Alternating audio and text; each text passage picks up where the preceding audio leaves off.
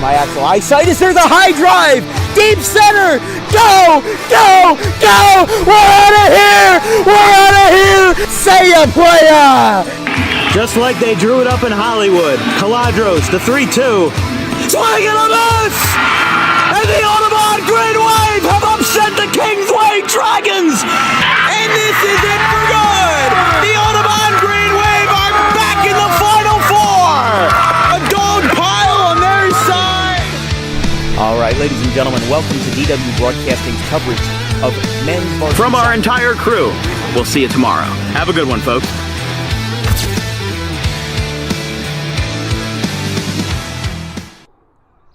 Ladies and gentlemen, welcome to the second of two games we're covering here on Dan Wilkins Broadcasting, and our second of 8 this weekend. Why did I sign up for this? I'm just kidding.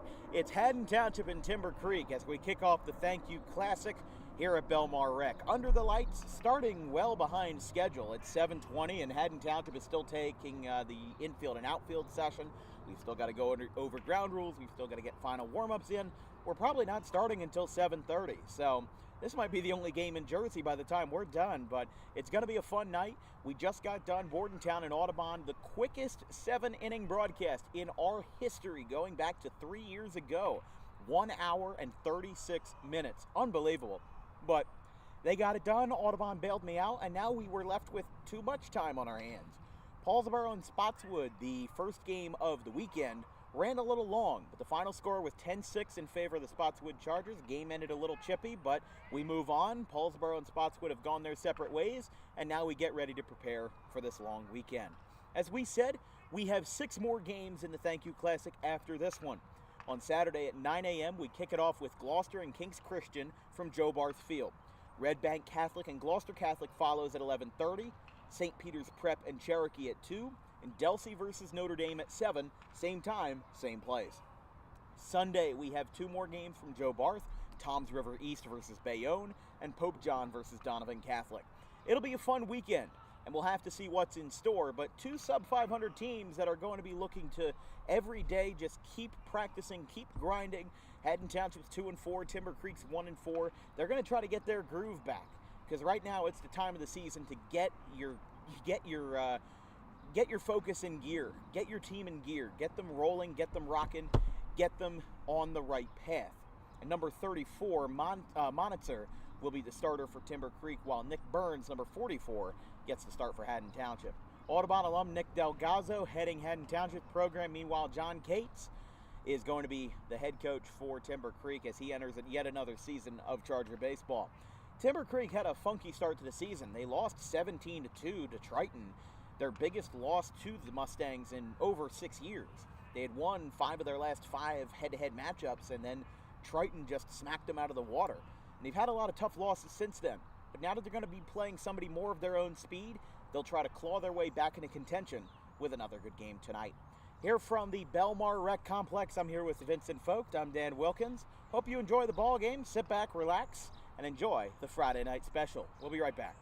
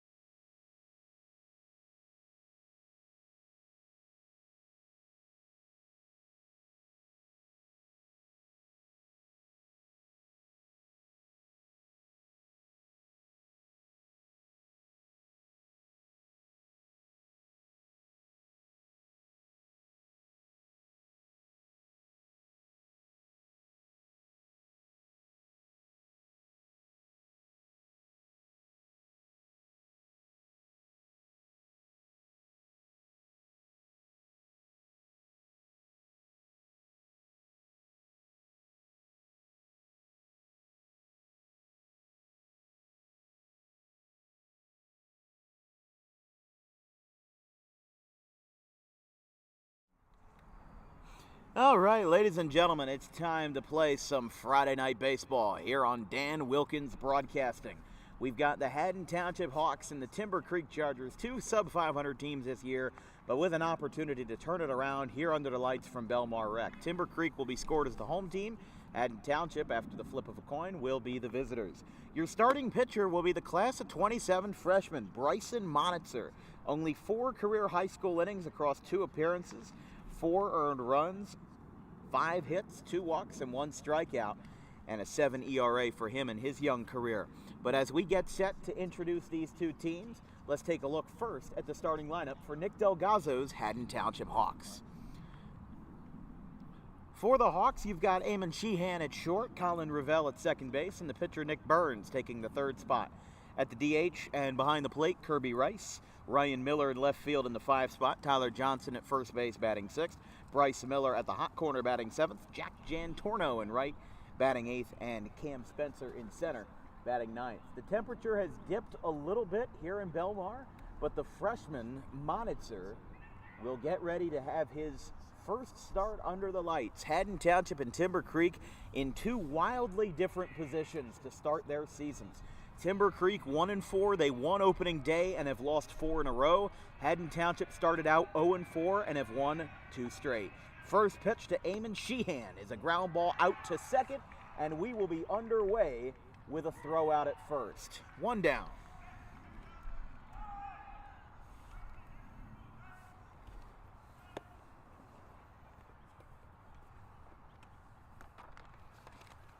Well, I think they want to get this game started promptly, as we are 34 minutes behind schedule. But we'll go through the same process tomorrow, as that one is outside to Colin Revelle, 1-0.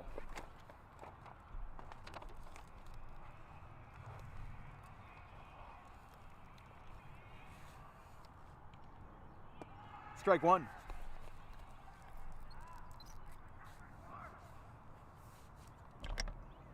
Sheehan, Revelle, and Burns.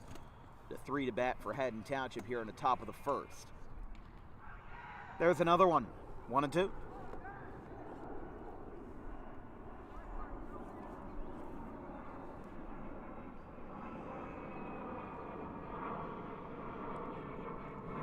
That one's down. 2-2.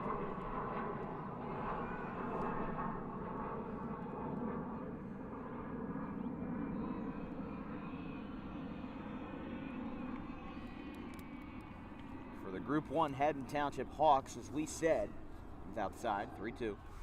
They started off the year with a paltry 0-4 record. They lost 15-0 in a game that we covered versus Eastern in the Camden County tournament.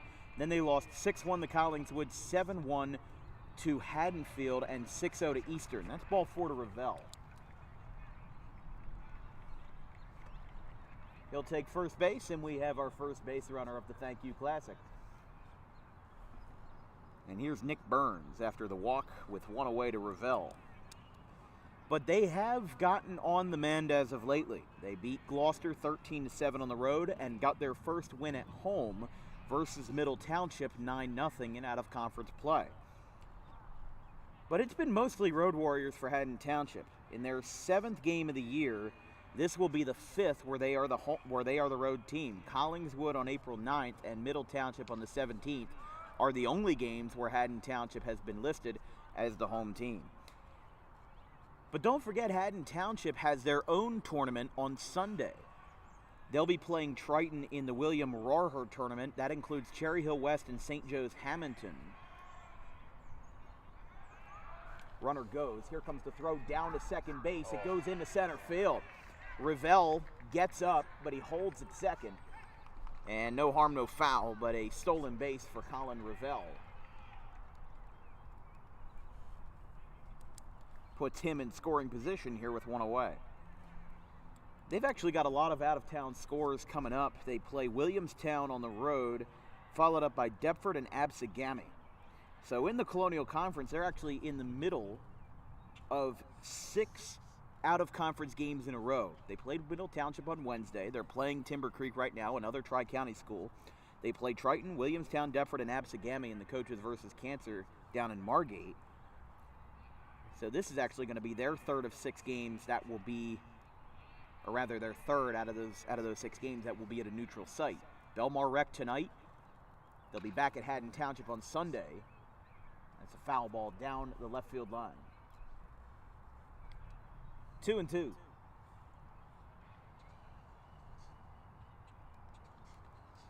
And then at the same time, you've also got the Coaches versus Cancer Classic down in Margate.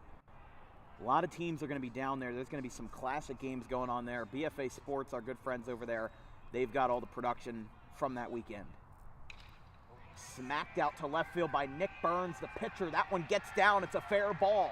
It's picked up in left field. Ravel comes in to score. Burns slides into second with a 1-out double. And the big fella's got a 1-out RBI, and it's 1-0 Haddon Township.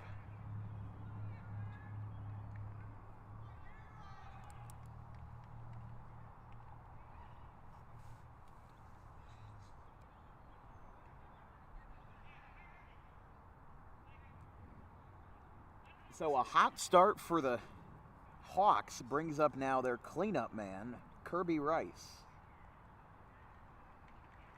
Sheehan grounded out to second base, a walk by Ravel that he's now come around to score on, and a pinch runner down at second base, which is number 25, Jacob Dockery.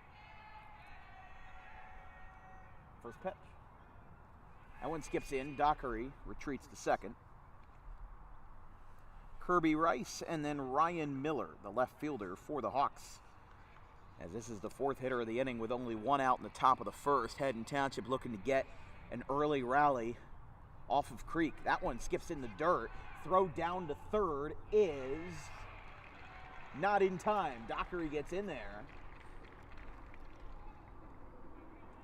Actually, I apologize. That is number 23, Rocco Quarantra. So Quarantra gets down to third, replacing Burns as the courtesy runner, with Rice ahead in the count 2-0. 2-0. Curveball strike called on the inside corner. I mean, it shows up well on our camera, but, you know, I'm going to be blunt and say that with the lights facing us in the outfield, it is a tiny bit difficult to see from this far away. I mean, yeah, we could have set up behind home plate, but we like the outfield look. We like how it is, and it makes a good opportunity. You know, maybe communication is a little hindered if you need something clarified. But Bill Gore's behind home plate for us, and that takes care of business. That's a foul ball. That's a 2-strike count. Kirby Rice, the class of 26 sophomore, a .412 hitter this year, 7 for 17, 3 RBIs.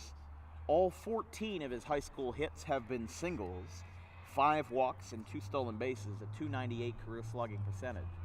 But because he's gotten all singles in his high school career, that also means that his batting average in his career is also .298. 3 balls, 2 strikes with 1 away. Here's a fly ball hit shallow out to left. Diving, it drops. And it's a fair ball. Now he throws down to second base, and he's in there. An unusual RBI for Kirby Rice. Scores Quarantra. And that'll be a single that he advances on.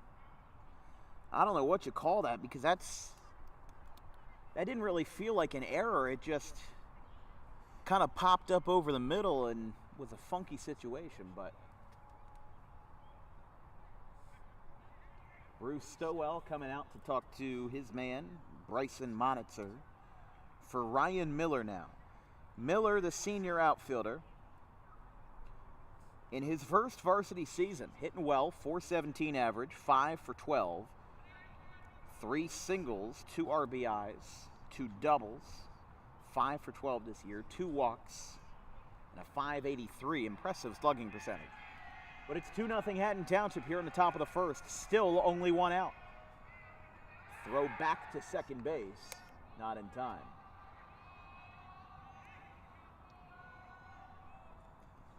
Pinch running for the catcher down at second base is number 77, Chase Machini.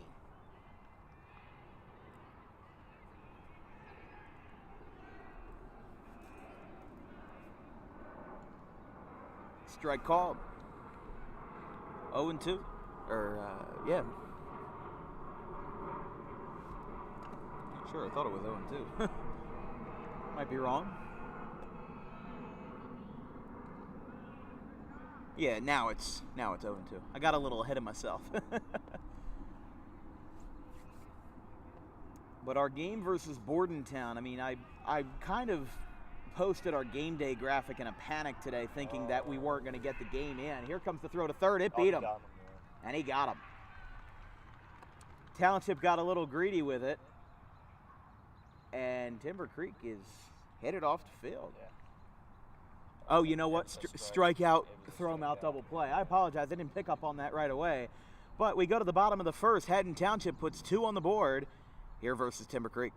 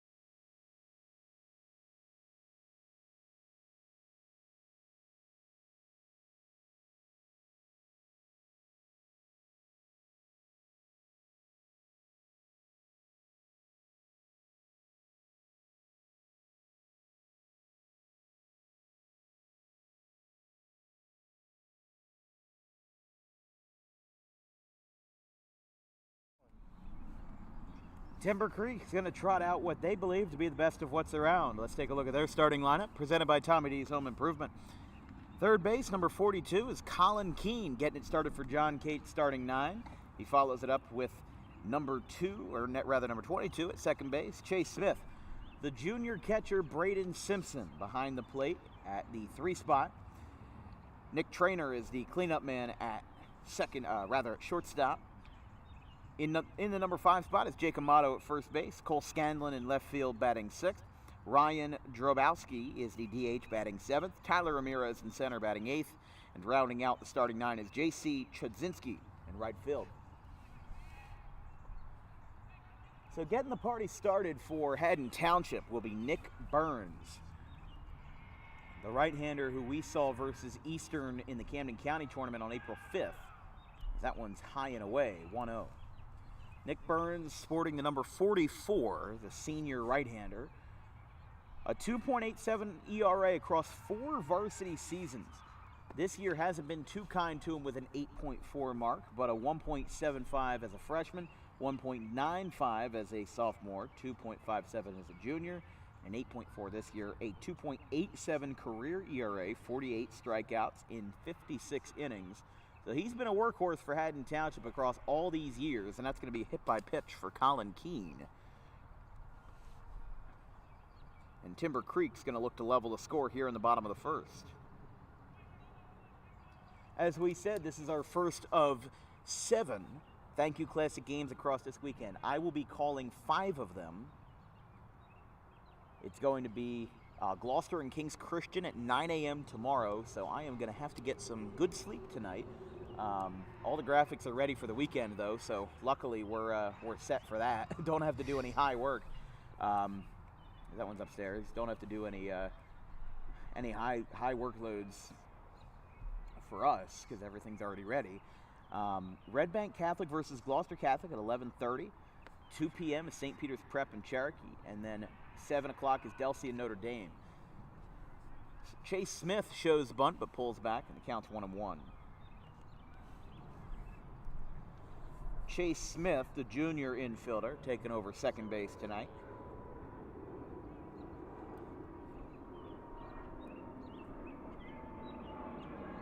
There's the number 2 spot with Braden Simpson on deck. Here's the pitch. That one misses, 2-1. Burns with a nice off-speed mix. He really doesn't shy too far from the changeup. That's kind of his primary pitch, almost like a Javier Lopez style, where he throws overhand, but his main pitch isn't going to be your fastball. Maybe a little Bronson Arroyo, a little Homer Bailey, where your off-speed is going to be what gets the batters the most. Chase Smith, a .222 career hitter. This is only his 10th career high school at bat. He's 2 for 9 across 2 partial seasons. However, this year he has had 4 walks already. And that'll be ball 4. So Chase Smith down at first, and Timber Creek wasting no time putting some men on base here for Braden Simpson. Had a good conversation with his father before the start of the game. He's a very nice gentleman. An Audubon alum who holds the all-time wrestling wins record for a very storied Audubon program, up there with guys like the Jordan brothers, Scott Lynch, Lou Ahrensberg. There's a strike, 0-1 on the curveball to Braden Simpson. Simpson had his first career varsity home run versus Washington Township earlier this week.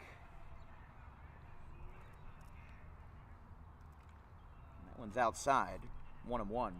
Just wanted to tell a very interesting story that I knew of before, with it being a personal experience, but had to talk to Braden Simpson's dad today. He is the grandson, Braden is the grandson of Ed Simpson, who is a beloved, or was a beloved, South Jersey umpire, who unfortunately passed away suddenly in August of 2021. I knew him very well, and it ended up being that he had some complications and something went horribly wrong, and that's what had happened. Now, I knew Ed from my days at Audubon Little League as the public address announcer. I had done that for several years, and he loved my work. And, you know, he always told me that that you're going to make it big someday. And when he passed, I went to his viewing, and I had a baseball that he gave to me on my first game, or from my first hit in the major division when I was playing for Audubon Lions back in 2018. And I put the date on it, August 29th, 2021, and I said, on the facing of the baseball, I said, "Thank you, Ed." And I gave it to Braden's father, who I just met tonight for the first time in 2.5 years, and that ball was put in Ed's coffin. So I have never told that story on air before, mostly because I didn't want to gloat about it or anything, that I signed this, or that I wrote on this baseball wishing him well, and then ended up giving it and putting it in Ed's coffin. But Braden Simpson works a walk. Just wanted to tell that story because obviously comes from a very very personal part of me where I knew Ed very well, and I was very shocked as a 15-year-old to see him pass. I mean, he wasn't exactly young, but he wasn't old either. I think he was lower 70s when he passed. But obviously being able to meet the Simpson family tonight and being able to recount old times with them was an excellent experience. Braden Simpson walks, and the bases are loaded for Nick Traynor. And an even crazier part of this story is that the Simpson family, including his children and grandchildren, threw out the ceremonial first pitch for Audubon Little League's opening day this past Saturday the 13th. And less than an hour later, Braden wasn't there, but less than an hour later on Saturday the 13th, he hit his first career high school home run versus Washington Township. That's part of the reason why I mentioned it, because it wasn't just any old home run. It was crushed, 40, 50 feet over the fence, and it was hit an hour after his parents threw out the ceremonial first pitch, the day that Ed Simpson was inducted into the Audubon Little League Hall of Fame for his services on opening day this year.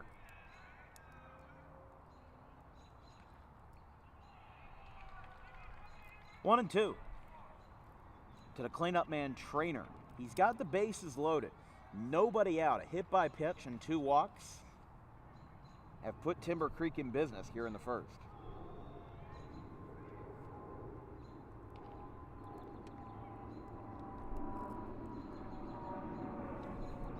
Yeah, but it's just an excellent story, and it reminds me of all the wonderful memories I've made over the years, and just to think that I'm a senior in high school and that in less than 3 months I'll be walking on the Audubon High School football field for the final time. Just brings chills down my spine just to think that this could be my final full season of covering high school baseball, and that I want to make it the best that I can for everyone that watches these incredible live streams. So couldn't do it without my crew. I didn't really have time to have a true heartfelt message when we had our 300th this afternoon versus Bordentown. That one's caught at second base. We won't even have time for a message. That's a double play. And Timber Creek is halted at the door with a 4-6 double play. And Nick Burns just had a massive weight lifted off his shoulders. 2 down. Keene still down at third, but now Simpson, or rather Smith, is retired at second. And now runners are just on the corners here. That is a huge, huge weight lifted off the shoulders of Nick Burns. I thought this would have just been another high-scoring barn burner game, as we've seen a lot from a couple of these teams this season. Now running down the second unopposed will be Simpson.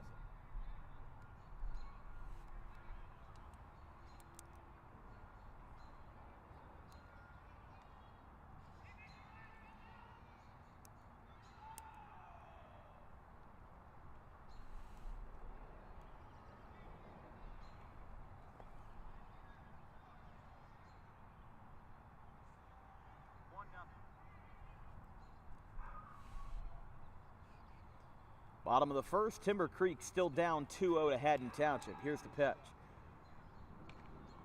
Changeup, just missed the letters, and it's 3-0. If anything, you occupy that spot at first base, and then you bring up Cole Scanlon.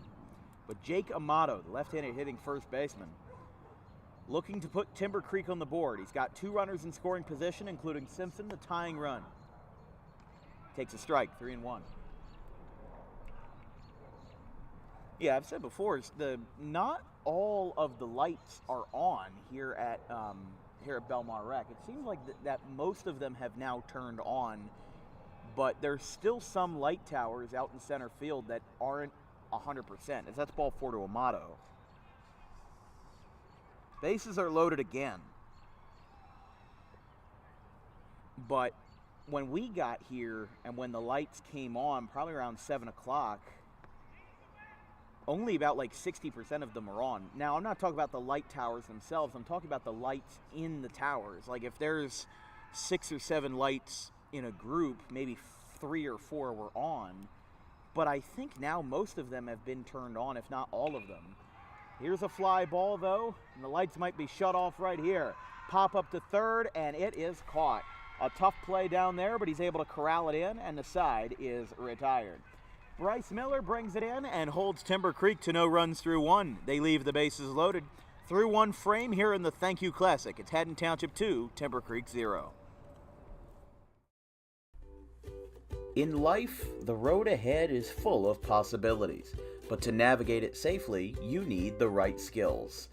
Harper Driving School is the premier driving school serving Gloucester, Salem, and Camden counties. With experienced instructors, many of whom are teachers in local schools, we are dedicated to your success and will help you master the road with confidence. With an over 95% success rate of students passing their road test on their first try, you know your student will be in good hands while embarking on a huge step of their young adult lives, all while avoiding the lines at the DMV and getting insurance discounts. We chose Harper, and so should you.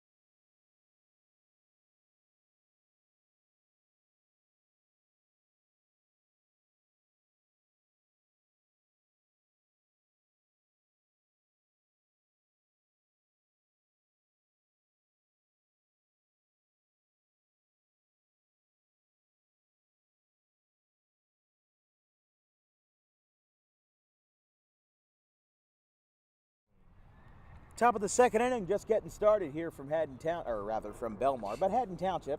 It's close enough to Haddon Township, right? We're just getting started here. We've got a 2-0 ball game. 6 men came to the plate for Timber Creek, and they got shut out. So we'll return to business here in the top of the second. And that first pitch looks like a ball, 1-0. Hard to tell a little bit out here. I mean, yeah, we could have set it behind home plate, but like I said, there's something different about being in the outfield just for us. Because if we had 2 or 3 cameras, obviously you leave the one in center field as a non-moving stable camera, and then you turn the second and third cameras, you know, like down the sidelines as your action shots, or maybe you put one behind the plate. But here's a fly ball out to deep center field by Tyler Johnston. And it's over his head. Tyler Johnston's going to get into second base. And he's got a double. Tyler Johnston leads off the second with a knock, and it's a 2-bagger. And the first baseman gets Township's 3rd hit of the night.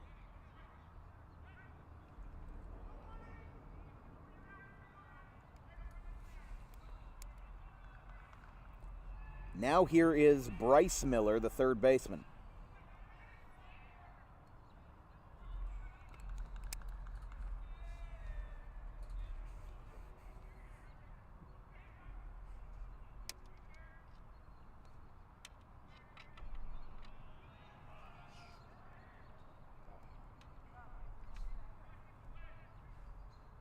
(1-0) to Bryce Miller.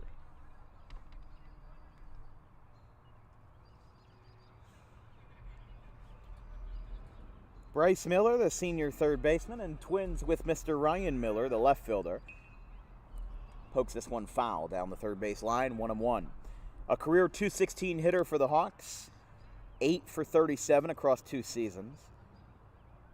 1 extra base hit last year, 7 RBIs, 4 stolen bases, and a .243 career slugging percentage. He's appeared in all 6 of Haddon Township's games, and in fact, he's had more than 1 at-bat in all 6.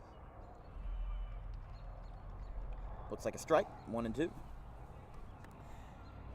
I mean, when you talk about pitchers' parks in South Jersey, Audubon is one that comes to mind. Certainly Gloucester Catholic is one that comes to mind because it's 469 feet to center with no fence. Yeah, Vince, I don't think you've ever been to Gloucester Catholic's field. We've seen a couple of games there, and we've covered a couple Gloucester Catholic games, but I forgot you've never been there. You've been here a couple times, and Gloucester Catholic has played a couple games under the lights here. We were supposed to be back here on April 13th for a doubleheader. It was supposed to be PVI and Gloucester Catholic. That game got moved to 1 p.m. that day. It was just extremely cold and windy.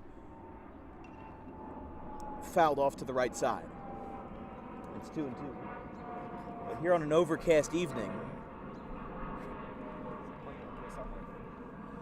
it's 55 degrees here in Belmar. Really not a lot of wind, only 6 miles per hour to the southeast, which is blowing in. And that one's a ball, 3-2. But yeah, I mean, you look at a map of Gloucester Catholic's Joe Barth Field and you think, oh, there has to be a temporary fence. There is not. There is a playground, a children's playground that is in play, and we've seen it before. There is not a lot of occasions where I've seen this, but I've seen it a couple times at Gloucester Catholic. You will sometimes see people walking their dogs across the grass because it's easier that way, and they walk through the active outfield. The active outfield grass, nobody gives them any trouble. I've seen people just walking their dogs, playing with their kids out in center because it's so rare, even with a metal bat at the high school level. You think about how hard it would be to hit a ball 470 feet with a metal bat at the high school level. College players can do it, but they use, the BB core and the different styles of bats, and they're also college kids. A lot of these guys wouldn't even touch 400. Floater in the center field, that's going to drop, and that moves Johnston to third. And now moving to second is Bryce Miller. He gets in there. He advances to second. He took the risk of an extra 90 feet, and he gets rewarded big time. 1 out, single. And here is the number 8 hitter, Jack Jantorno. The right fielder for the Hawks. Jantorno, the sophomore, class of 26, 273 career hitter, 364 slugger, 3 for 11 in a small sample size of high school at-bats across 2 partial seasons. So yeah, there's 3 fields here in Belmar, right off of Bell Road and Creek Road. But to where we are in center field, it's 390 feet, very similar to Camden County College.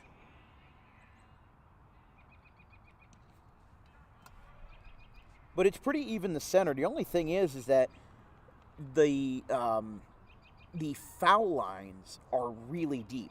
Center field is pretty average for a high school field. It's 378 to the deepest part of the park in center. It's actually symmetrical if you look at it, but it's 350 feet down the lines. Even Comerica Park, which is one of Major League Baseball's most notorious pitchers' parks, that's still only 340 down the lines. That one skips away, but with both runners at second and third, they hold. As we said, we gave you the 4 games on Saturday, 2 games on Sunday, a 2 o'clock start between Toms River East and Bayonne, and then 4:30 between Pope John and Donovan Catholic. It's going to be a whole bunch of new teams that we've never covered before, and we're hoping to gain, obviously, some new viewers and some new subscribers from what will be a wonderful weekend of exposure for us on Dan Wilkins Broadcasting, and a wonderful exposure for the teams as well, especially the North Jersey teams where the parents probably won't get to come down and watch the game. Obviously we'll try our best to promote it to them so that everybody can see what the hubbub is about.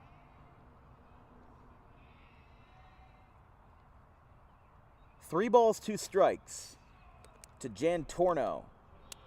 That's a swing and a miss. First strikeout for either side, and it comes for Monitzer. Strikeout number 5 in his high school young career. And here's Cam Spencer.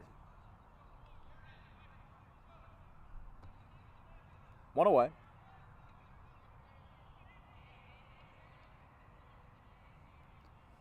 Spencer and then Eamon Sheehan. That one's outside, and now we're going to have a quick mound visit between pitcher and catcher. Now, for reference, the game that we did earlier today between Bordentown and Audubon was 1 hour and 36 minutes. Now, the game started at 7:26. We are 40 minutes in, and it's the top of the second inning. Funny the way it is, right? I mean, really. They just keep on coming. Come on. They've been they've just been slow as a snail tonight. But it's not really their fault. I mean, look, baseball is a naturally flowing game. Sometimes you get a 3-hour, 7-inning game, and then sometimes you have games like that where it's under 2, and you're in and out of there real quick. Here's a high chopper over the middle, stopped and cut off. The throw to first gets away, and both runs will score. Sliding in, throw not in time. Johnston and Miller both score. Holding at first after the errant throw is Spencer, and a 2-run E4 make it 4-0 Township.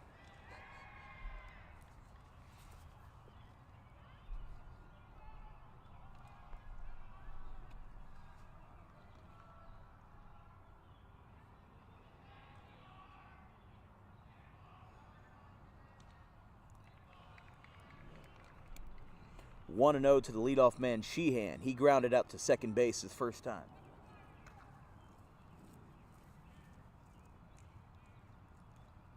1-0. Skips into the dirt. 2-0. Spencer holds at first.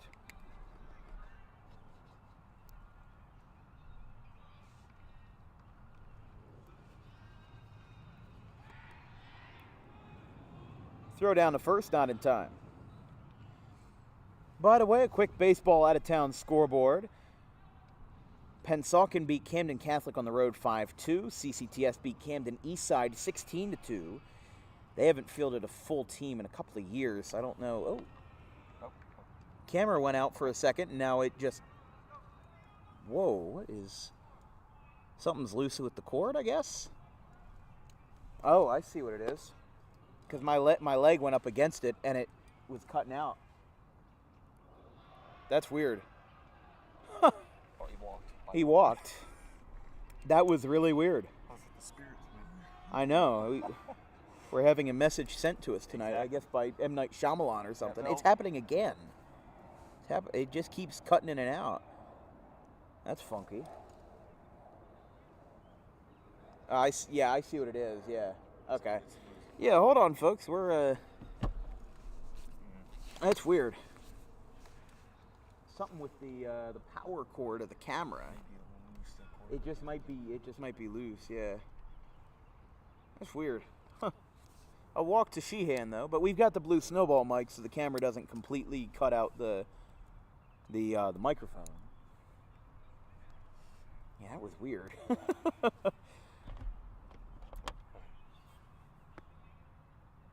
think we have a spare power cord if we can switch it out at some point. But anyways, Maple Shade beat Delran 4-3. That's a bit of a surprise. Middle Township beat Bridgeton 14-4. Cumberland beat Highland 5-3. Audubon beat Bordentown 4-3. Cape May Tech beat Wildwood Catholic, fielding their first team in 4 years, 10-0. And Egg Harbor beat Buna 9-2. They threw a no-hitter versus Buna yesterday with a 3-0 final. Pennsville beat Williamstown 9-2. Cedar Creek beat Lower Cape May 9-0. Excuse me. Shalleck beat Gloucester 3-0. St. Augustine beat Ocean City 7-1. There's a strike. 1-1. West Effort beat Sterling 8-3. Haddon Heights beat Haddon Field 10-3, including a 2-run home run from Austin Boker and a 6-inning, 10-strikeout performance from Drew Costello. Fly ball, shallow left center. Who's got it? It's dropped in the infield. The pitcher dropped the ball, and a run scores. A comedy of errors in the infield. An E1, the second one this inning by the Chargers. It's 5-0 Township. Wow. Sheehan moves all the way down the third on the fly ball that scores Cam Spencer. And a disaster for Haddon Township brings up Nick Burns.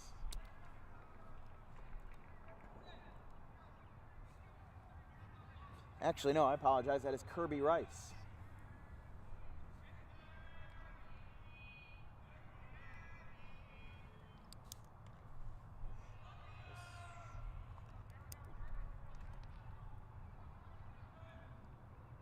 Kirby Rice had an RBI single in the first to help give Haddon Township that early lead. They leave 5-0 in the second. Here's a ground ball back out to second. This time, throw to second, takes care of him, and the side is retired. We go to the bottom of the second inning here in Belmar. 5-0 Hawks.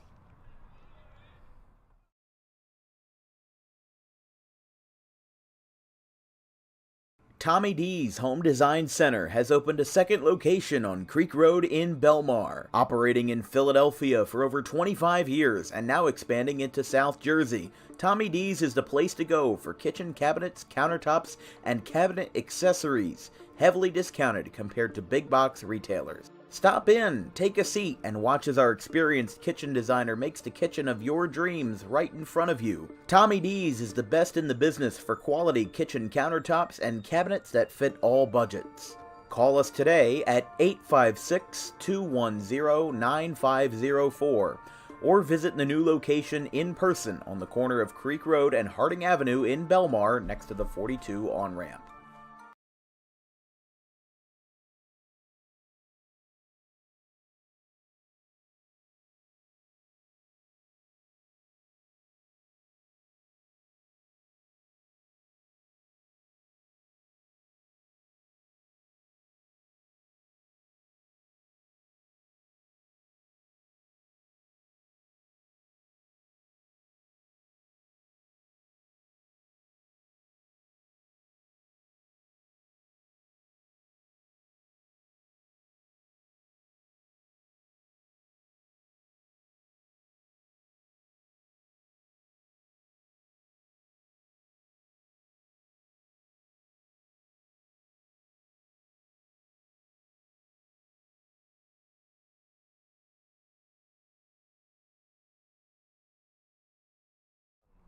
It's officially pitch black here in Haddon, or I keep saying Haddon Township. Oh my goodness.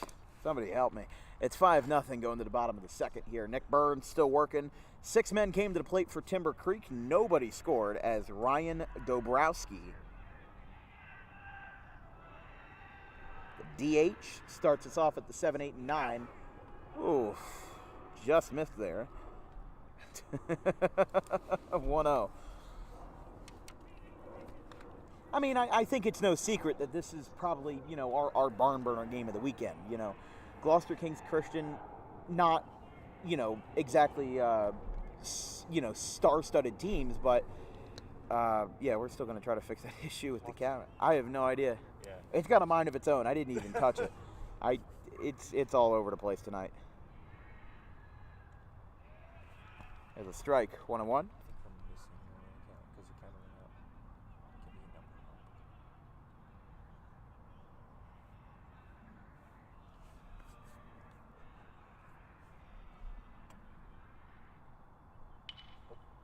Poked out towards shallow left center. That one drops for a base hit. Shockingly, the first hit of the night for Timber Creek, and it comes from Drobowski. I think part of that was that they had the bases loaded with no hits, a hit by pitch, and a handful of walks. But a leadoff base hit to kick us off in the second brings up the center fielder Tyler Ramirez. Timber Creek last year went 10, 12, and 1. That tie came in a 13-13 tie that was called to darkness after the 10th inning versus Delran. Now, there can be situations where a game can be suspended instead of a tie in a situation like that. It happened a couple weeks ago with Cherry Hill East and Rancocas Valley. Now, here's the caveat with that. When that happened, A, that was because of rain, not darkness, and B, they are rivals in the same division, let alone the same conference, the same division. They were going to play each other twice anyway. So what they ended up doing was they said, okay, game was halted in the 5th inning, right? We'll play those last 3 innings, and then we'll begin game 2 30 minutes later. Now, that's commonplace in stuff like Major League Baseball and college baseball, where you often see doubleheaders because of suspended games.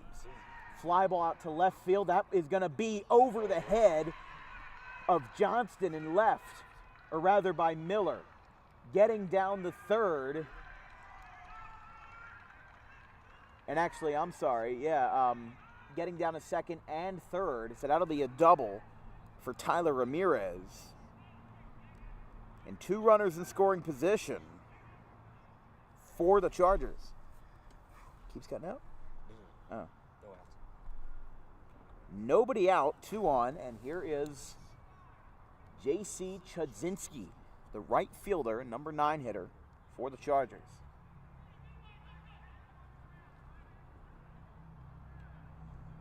Now, I don't remember this personally, but I remember I was doing like a deep dive of research, and a game that stuck out in my head was in 2009, the Washington Nationals had a game that lasted 4 months.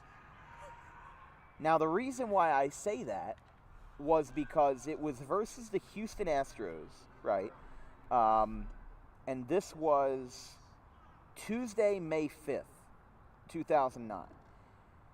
Now, the Astros and the Nationals, 2 pretty mediocre teams, but they are in the National League. Now, before we had this interleague where everybody's playing everybody that started a couple years ago, if you had it still works the same way today, but if you were 2 teams in the National League, you played each other twice.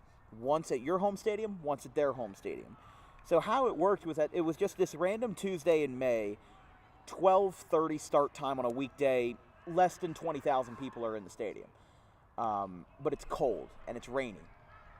And the game was suspended in the bottom of the 10th inning. And it was suspended 10-10. I'm sorry, it was suspended in the bottom of the 11th because it was raining all day, but it picked up too bad and it got too bad to play, so they suspended the game.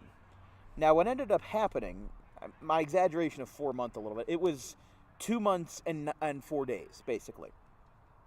What happened is that the Astros and the Nationals were set to play a series at Minute Maid Park in Houston, which has a roof, in July. So July 9th, 2009, they resumed the suspended game with the Nationals as the home team in Houston's ballpark. It looks really funny on video, but the Nationals got a walk-off hit. Now, keep in mind, most people didn't know that this suspended game was going to be resumed, so there's maybe 5,000 people, if not less, in the ballpark. So they resumed the game in the bottom of the 11th, and it was a 15-minute suspended game. That's a strikeout, by the way, for Chudzinski, and there's 1 away. The reason why it was 15 minutes was because in Major League Baseball, when you suspend a game, you can resume from the exact point, pitch count and all, from wherever you left off. In high school baseball, if you were to do that, you have to revert the score to the previous inning. You can't do the same thing because it's in the official scorebook, inning by inning. That one's inside to Colin Keene with 1 away and 2 runners in scoring position for the Chargers. So the score has to revert back to the previous inning. So if somebody scores 3 runs in the 6th and then it gets rained out mid-inning, those 3 runs no longer count. 1-1. So, yeah, basically it took 15 minutes because it was suspended in the bottom of the 11th. Nationals come to bat, waste no time. Put 2 runners on base, Ryan Zimmerman gets a walk-off single, game over. And then 30 minutes later they play another 9 innings. That's a swing and a miss, and it's 1-2. Now, the crazy thing about this game is Joel Hanrahan. And I'll explain why after this pitch. Because this is a fascinating story. Popped up foul. So here's what happens, right? July 9th, 2009, and the winning pitcher is Joel Hanrahan, famous right-handed reliever, spent some time with Washington and Pittsburgh. Well, here's the problem. Joel Hanrahan was listed as the winning pitcher for the game on July 9th when he was not a part of the team. This is how crazy things can get with suspended games. And we're talking about one story from July of 2009. That one's upstairs, 2-2. Now, Joel Hanrahan was the closer for the Washington Nationals. and he was the closer who last pitched in the top of the 11th inning when the game was suspended. But in the interim, between the game getting rained out on May 8th and it being resumed on July 9th, as that's a hit by pitch to Colin Keene, and the bases are loaded, in the interim on June 30th, 2009, he was traded to the Pittsburgh Pirates.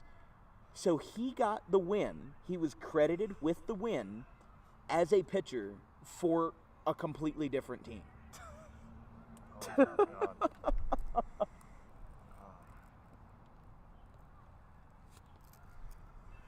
Yeah, that's what happened. Wow. So Colin Keene just got hit by a pitch for the second time tonight. And here's Chase Smith. Bases loaded, bottom of the first.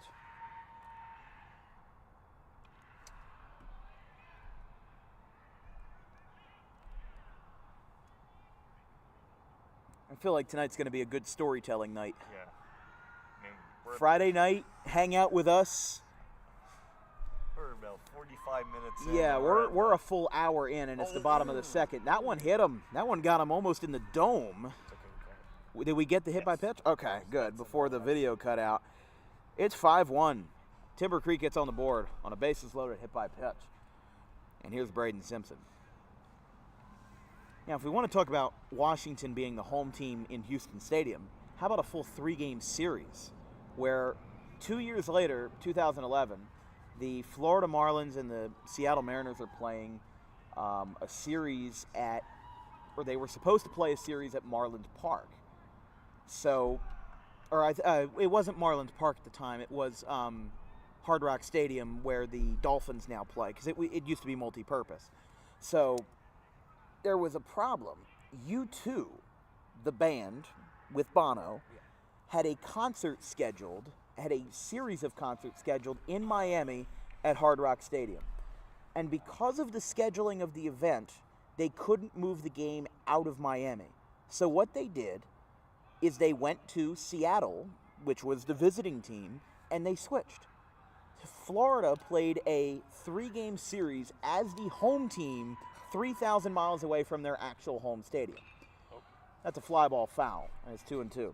That is arguably more interesting than the Washington National story, but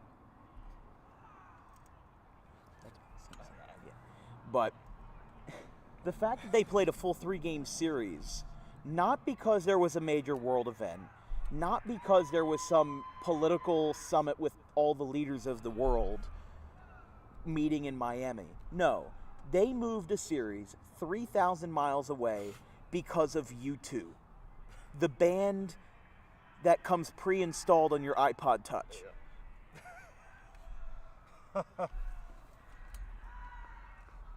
So that's storytelling with Dan Wilkins. That one's high. But the fact that we're an hour in and it's the bottom of the second inning, we might have some more to come tonight.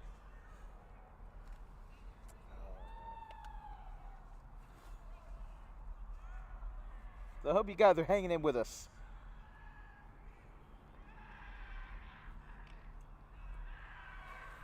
Here's the 3-2. That is ball 4. Or no, I'm sorry. No. He struck him out. It looks like he tossed the bat and then he called him out. So we couldn't really see that. Strikeout number 2 for Burns. And that is out number 2 of the second. Now, Haddon Township is starting to get a pitcher and a catcher warmed up in the pen. That is number 3, Colin Feely. First pitch. Downstairs. And actually, Feely and his backup catcher have now trotted in from the bullpen.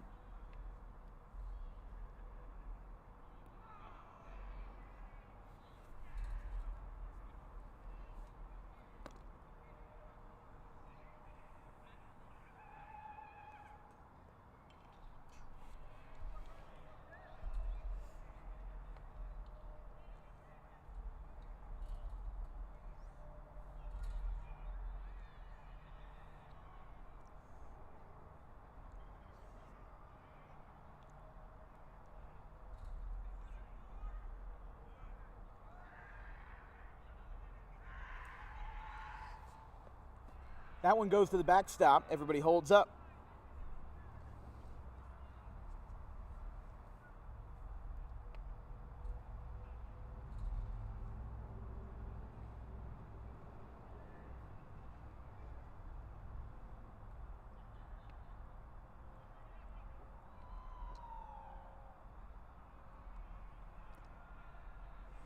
And over in Philadelphia, Phillies are leading 7-0 over the White Sox. Spencer Turnbull just finally gave up a hit after 6 1/3 innings of no-hit ball.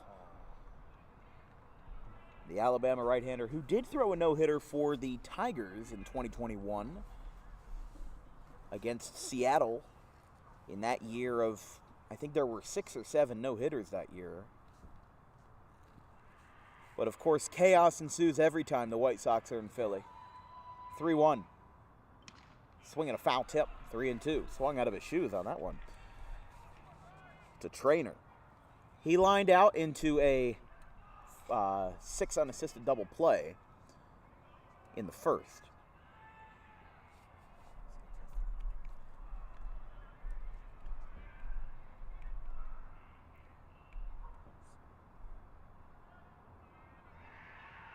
Three-two. Hit out towards right field. This one's deep. It's going to be over everybody's head. Down into the right center field gap. Here comes a run around. If the camera focuses, for goodness sake. There we go. That's a 3-run triple for Nick Trainer. He clears the bases.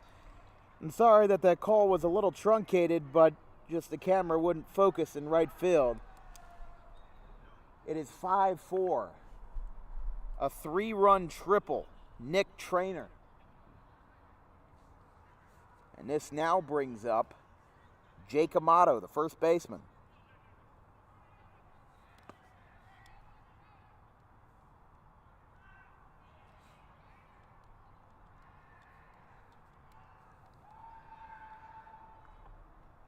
That one got him in the shin. We're about to bat around here. So here's Scanlon. He's the 9th man to grab a bat in the inning for Timber Creek.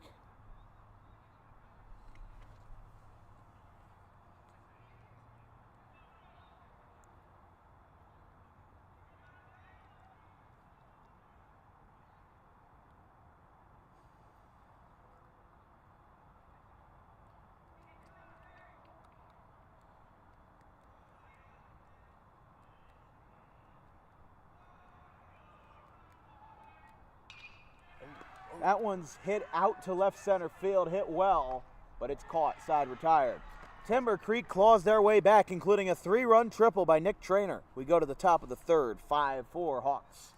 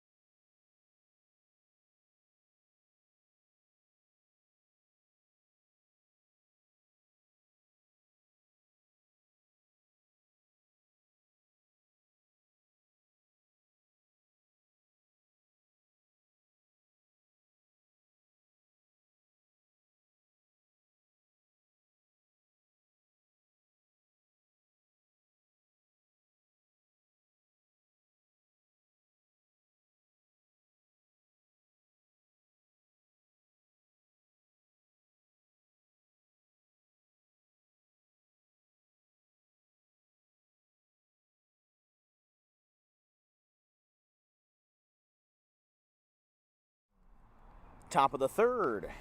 Timber Creek brought all nine batters to the plate.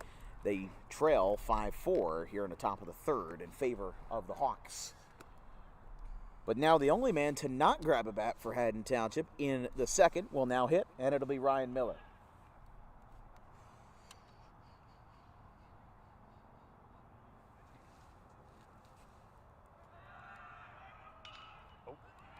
Hit out to third. Picked up, and it's booted. That'll be an E5. Keene tried to get it down at third. And if only he could handle it, would have been the first out of the frame.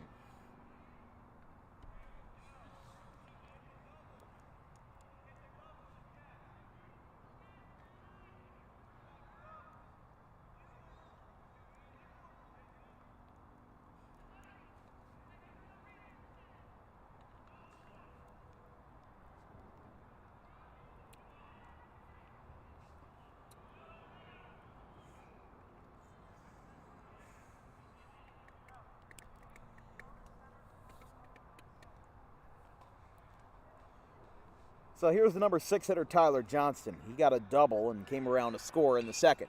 This one's hit high in the air out to shallow right field. And it drops. That's a base hit. Moving down to second, getting in there, will be Miller. So that drops. It didn't hit anybody on the way down, so it is, for all intents and purposes, a base hit.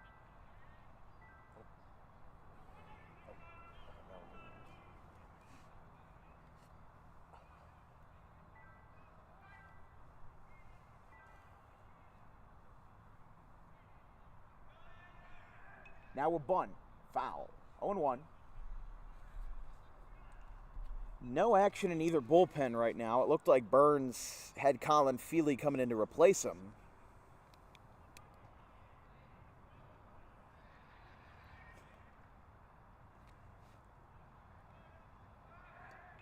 Another bunt, another foul. 0-2.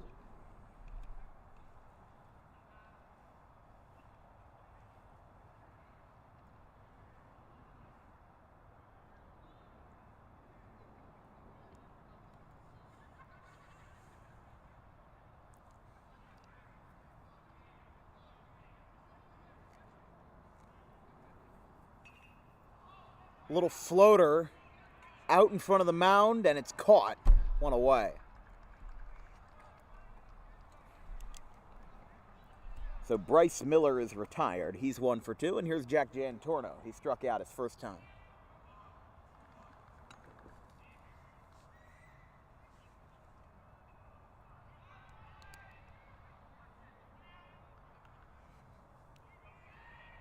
First pitch. Did that hit him? They're saying no, it didn't. They throw down to third. And they've got a runner, or they had a runner caught between first and second, but now they do not. So he thought the wiser and held up. But with 2 runners on, Haddon Township has a chance to break this open. There's a strike.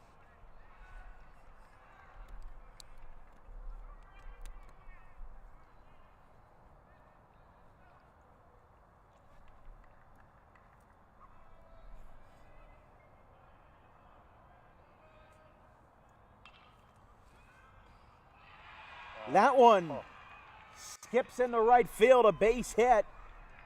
And that's going to be a base hit for Jantorno. The bases are loaded.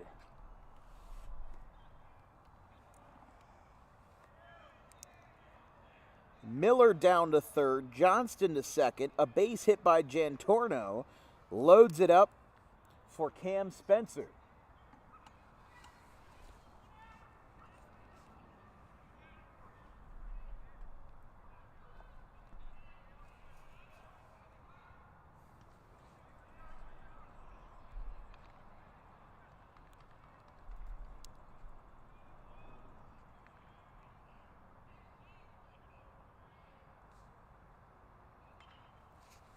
Fouled back by Cam Spencer. He reached on an error in the second inning and later came around to score. Haddon Township put up 2 runs in the first, put up 3 in the second, and now we're looking to add another.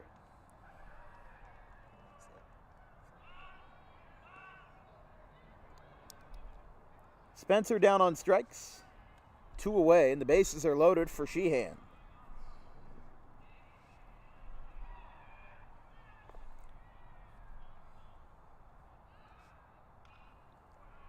Fouled back, 0-1.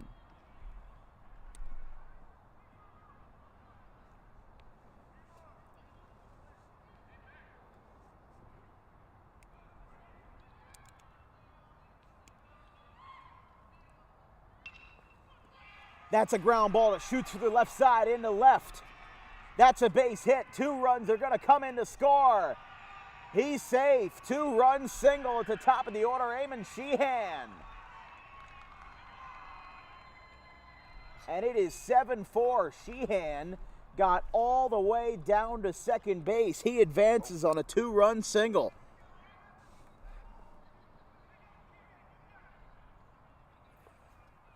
Scoring is Miller and Johnston.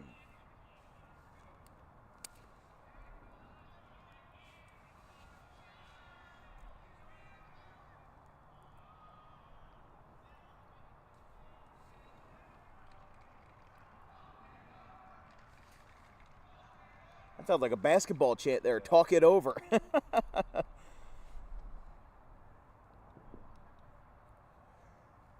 So a mound visit here between John Cates, Bruce Stowell, and their infield. They trail by 3 in the top of the 3rd.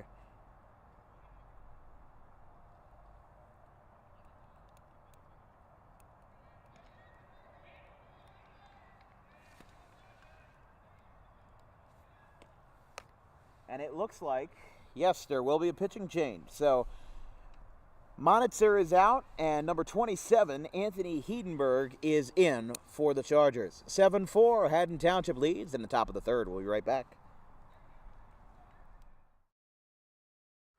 Garden State Pet Center is an independently owned full-service pet store. Our specialty is promoting companionship between people and animals by providing the healthiest product choices available, including all-natural foods, supplements that support and relieve health issues, and innovative products for pet parents. Our goal is to provide our customers with a relaxing environment, and while we're not striving to be the biggest store on the East Coast, we're striving to be the best. No other pet store will make you feel at home like we do. At Garden State Pet Center, we view pets as members of the family. We don't believe in fast, high-pressure sales, but instead matching up the right pet with the right owners, as you are making a lifelong commitment. Together with our team members, we would like your visit to our store to be both enjoyable and educational. Simply drop in and take a look around. View the birds, reptiles, small animals, toys, food, cages, and miscellaneous items. Learn of the services we have to offer and decide for yourself if this is the store you'd like to call your home away from home. Victor Santucci, owner of Garden State Pet Center. Visit us today at 226 South Whitehorse Pike in Audubon, New Jersey. We're open 7 days a week for all of your pets' needs.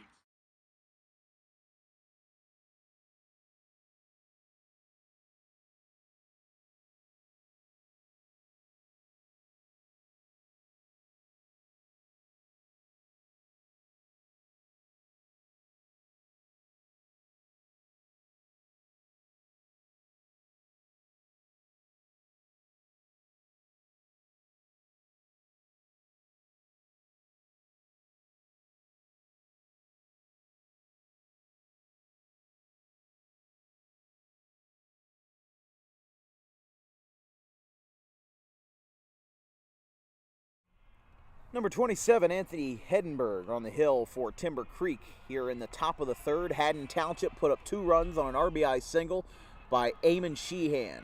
It's 1-0. To start the at-bat to Colin Revelle. He is 0 for 1. He reached on an error and a walk in his first 2 appearances tonight.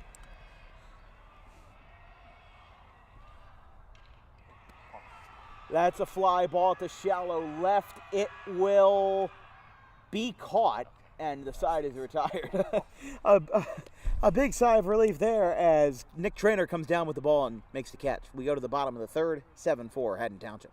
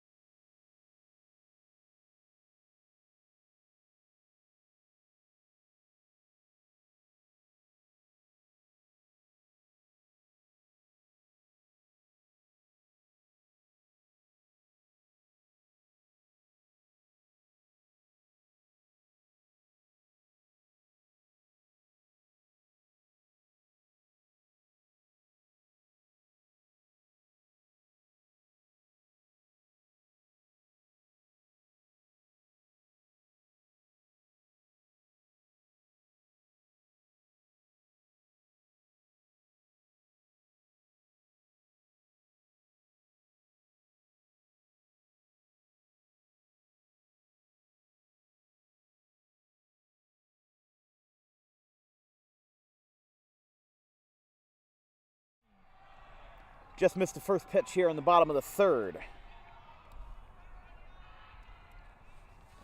It is 7-4. Haddon Township over Timber Creek, and the new pitcher Colin Feely on the hill. It's 0-1. To Dobrowski, Ramirez, and Chudzinski, 7, 8, 9 for Timber Creek. After they put up 3 runs on the board, or actually a whole 4 runs on the board, including a 3-run triple from Nick Trainer. He got him, 1 away.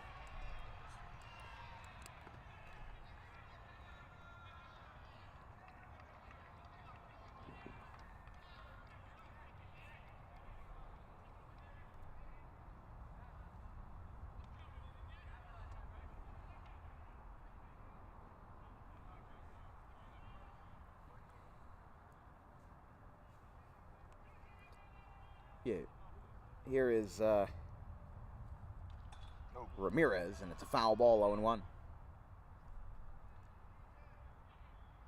One of our more polarizing commentators will be making his debut as a full game play-by-play commentator on Saturday night at 7 o'clock, Gavin Van Rel. He will be on the call for the full game between Delsea and Notre Dame. I will be on the production for that game. I want to give some of my other guys in the crew an opportunity to call play-by-play, as that one's down. I mean, it's only fair, just because, you know, how we've grown as a brand. This is broadcast number 301. The one that he's going to be covering is number 305. That's over 300 games that I have called through and through since 2021. Line drive into right field. There's a base hit. So Ramirez gets a 1-out knock.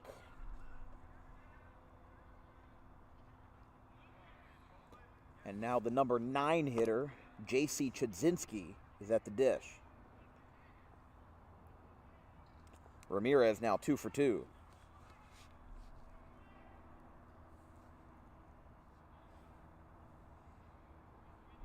It's actually in that Phillies game that we were talking about. Alec Boehm had 2 home runs and 6 RBIs. 2 separate 3-run homers.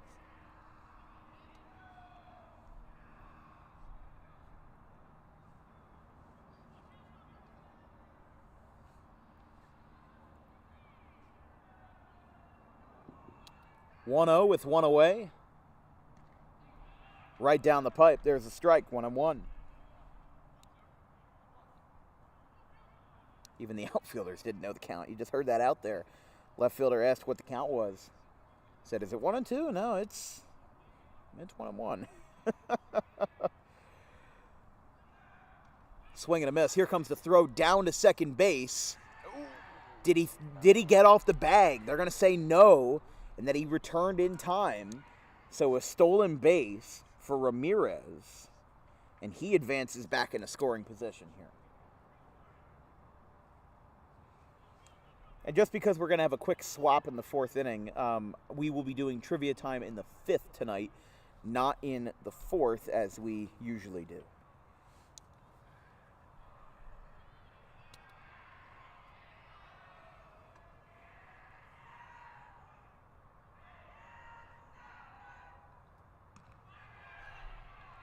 There's a strike 3, 2 down, and Chudzinski has struck out twice tonight.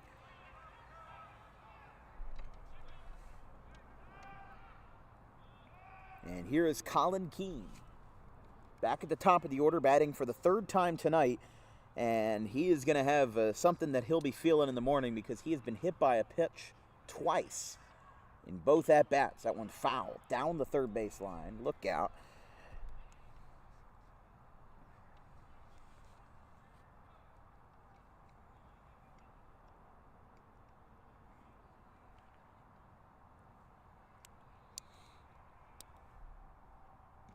Swing and a miss, 0-2. No balls, 2 strikes, and could be the first time tonight that we've got an orderly inning, but might be moving along good here. The 0-2. Breaking ball tapped up the first base line and foul.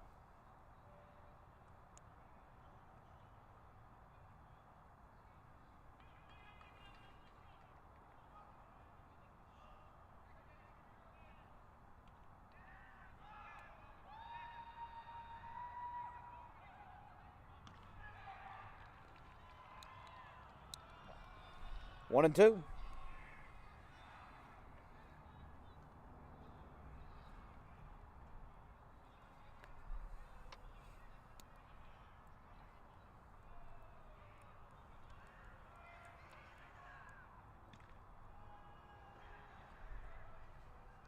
Two and two.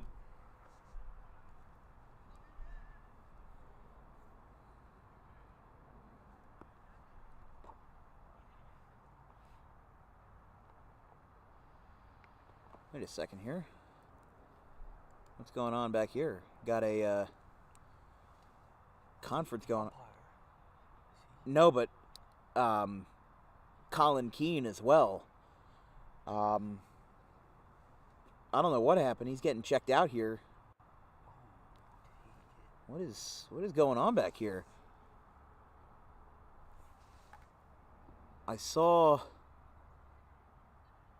something with something with the umpire. He I think that's what it was. He's getting checked out here. You know what? He look at John Cates. He's got a Gatorade bottle in his hand. He might have been dehydrated or something. He might have fainted. I'm not sure. I missed that, and this isn't the first time we've seen it this year. We saw it in March, Rosemont and Rutgers Camden in Game 2 of that doubleheader.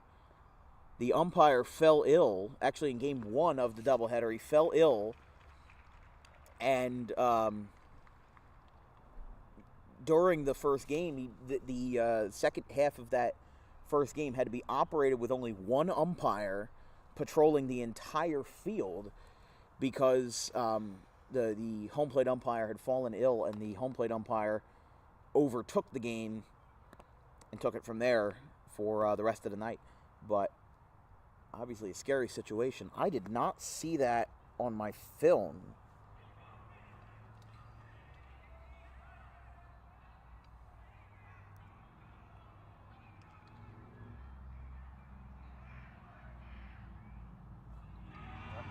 He got him. Side retired. Oh, I see exactly what happened. We'll take a look at that when we come back, but in the bottom of the third, 7-4. So what?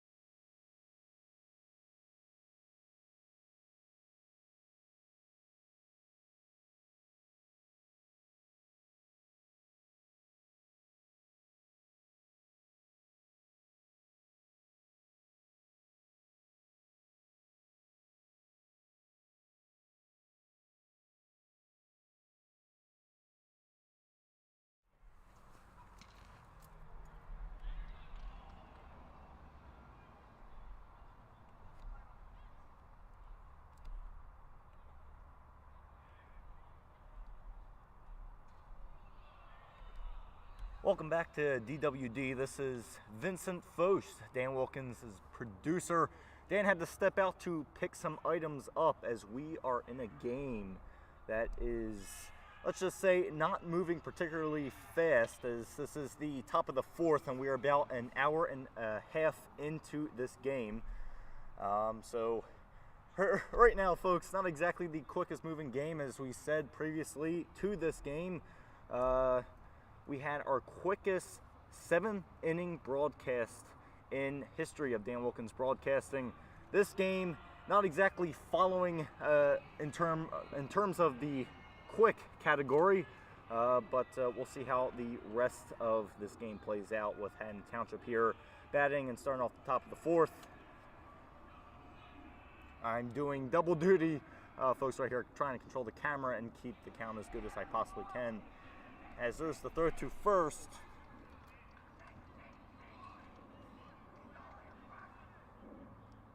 And that is your first out of the inning.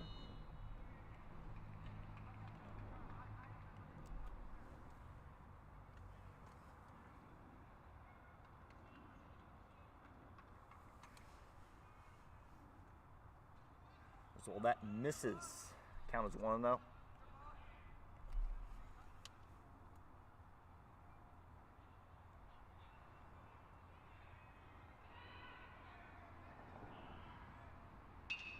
Oh, there's a hit on out.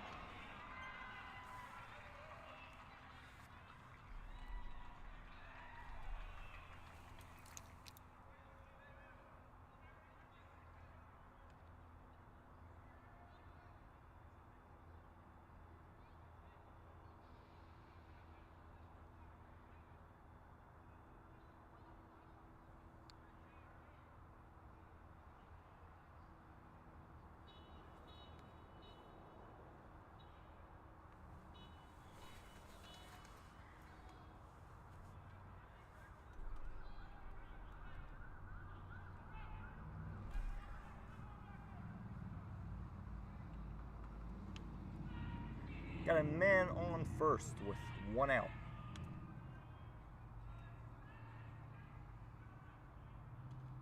Swing and a miss, 0-1.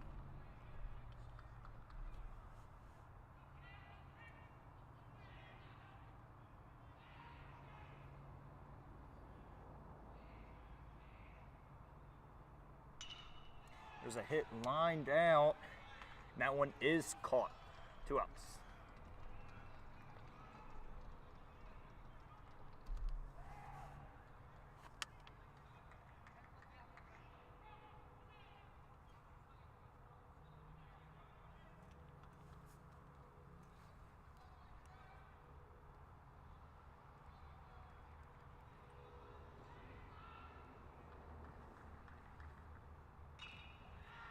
As a ball hits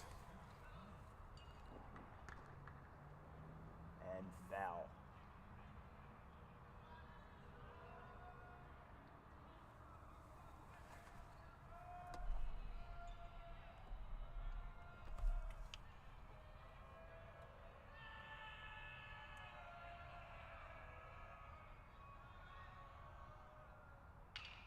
So another ball lined. And that one is foul as well. 0-2. I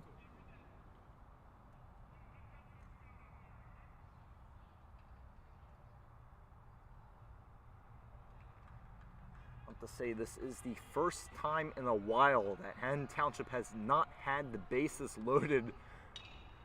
There's another line drive, and that one is foul as well.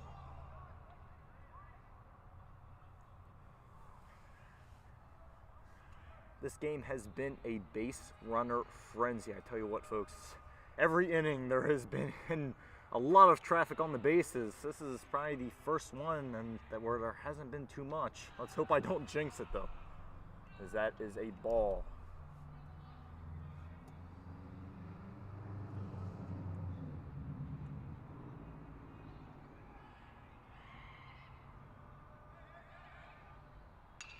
Oh, there's another one.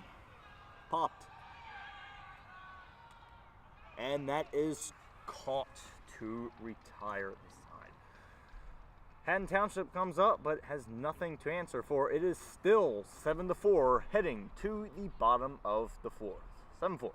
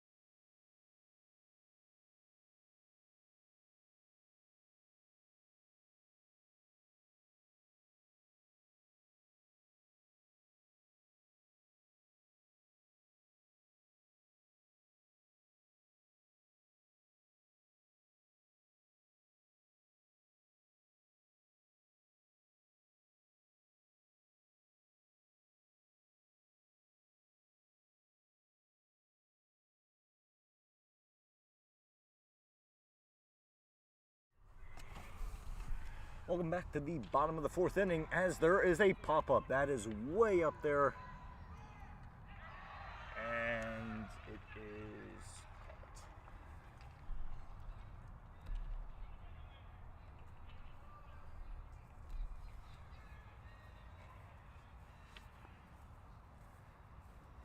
It's pizza time.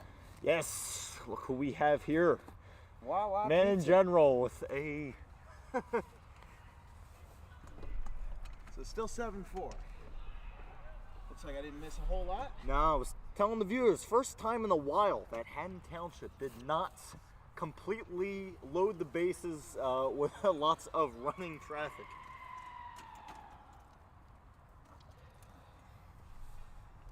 Well, the first out for Timber Creek with a pop out to first. But still with Colin Feely out there here in the bottom of the 4th. So thanks for filling in, Vince, while we took care of business.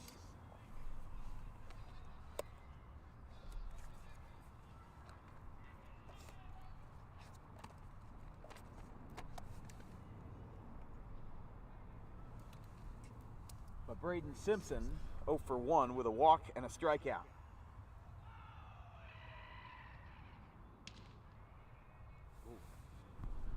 Just missed. And it's 2-1.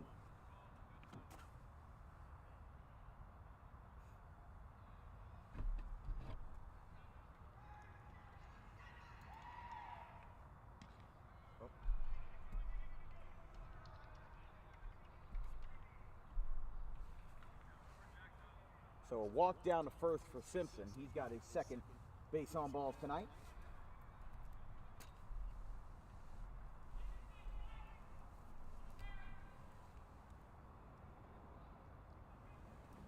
So here's Nick Trainer. He's had a roller coaster of a night. A double play and a 3-run triple.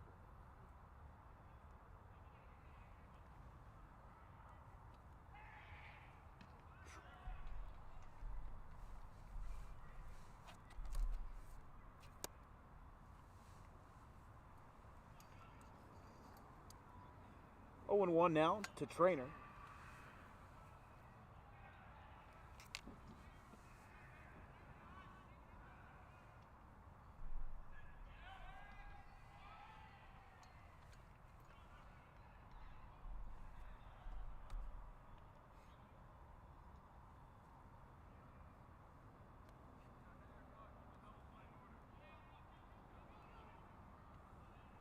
One ball, one strike. With a runner on first for Timber Creek, tying run could be on deck if Trainer puts it together here.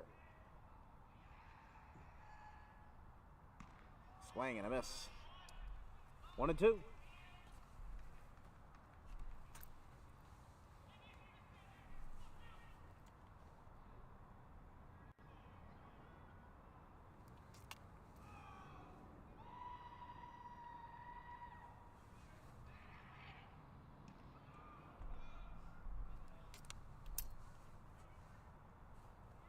Two balls, two strikes.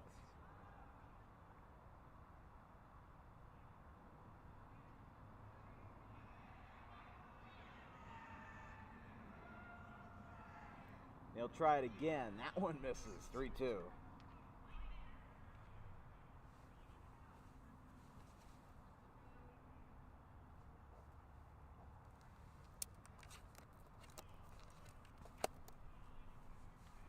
Trainer, he'll be followed on deck by the first baseman, Amato, and a foul ball down the right field line again. Now, for reference, this first game that we had started at 4:10 this afternoon, ended at 5:30, I think it was like 5:44 or something like that. And now we are actually further along in terms of time in our second game, and we are in the bottom of the 4th inning than we had for a full 7-inning game earlier today. We've still got 4 games to do tomorrow. Simpson trailing off a second. Here's the pitch. Floater in a right center field. That's going to drop for a base hit. Simpson is going to round third. He scores easily, and it is 7-5.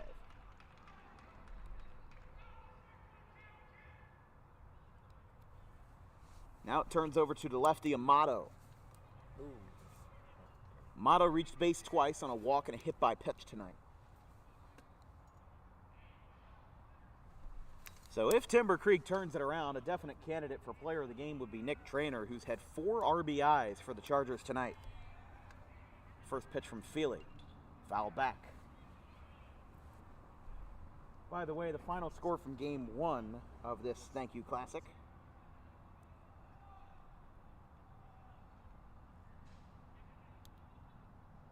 was 10-6 in favor of Spotwood. And a note about that game that we actually forgot to mention earlier was that for Coach Fredericks of the Spotswood Chargers, that was actually his 300th career win, as he had a 7-run rally in the 6th. Traynor gets down to second unopposed. Rice was actually going to throw it down to second, but then everybody in the infield put their hands up, and they're like, no, no, no, don't throw it down. Not worth it. But now the runner moves in the scoring position with the tying run at the plate. Here's a ground ball out to third. They're not going to have a play. An infield single for Amato. And now the tying run is on base. He's on first.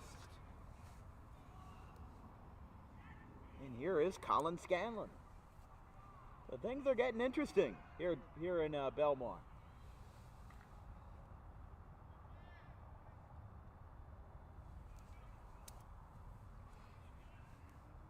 Traynor has made it all the way down to third. And if he gets in, it will be 7-6. But after Haddon Township looked like they were going to run away with the game earlier tonight, the tides certainly have changed. Here's a high tapper. That goes through the left side in the left field, a base hit. Traynor scores an RBI single by number 18, Mr. Scanlon. It's a 1-run game, 7-6. And now we're going to have a mound visit here. Nick Delgazzo coming out. As a wild inning has brought this game to a screeching halt.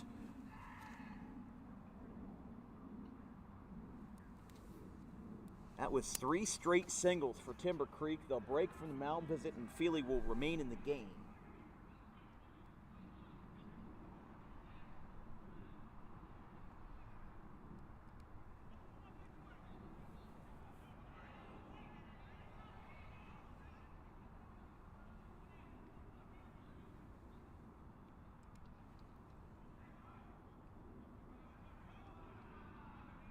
Tying run 180 feet away.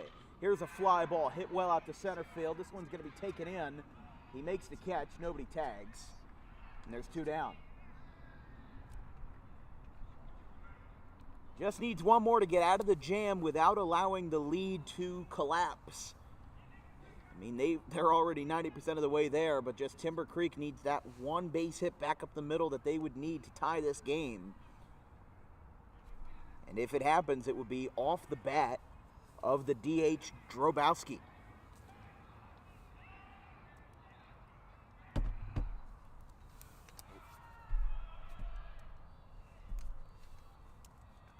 Or excuse me, Tyler Ramirez.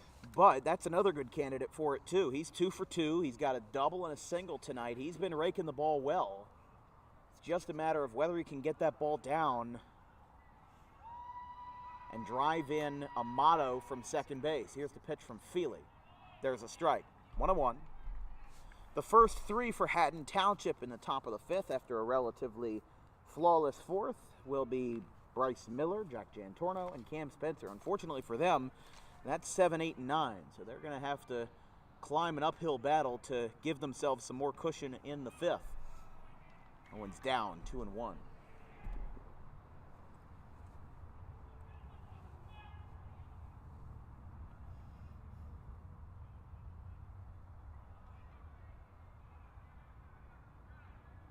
Two 1. 3-1. been a tight zone tonight. I mean, I can't blame them. You know, calling it by the letter of the law. Don't want to leave anything up to chance. I appreciate that.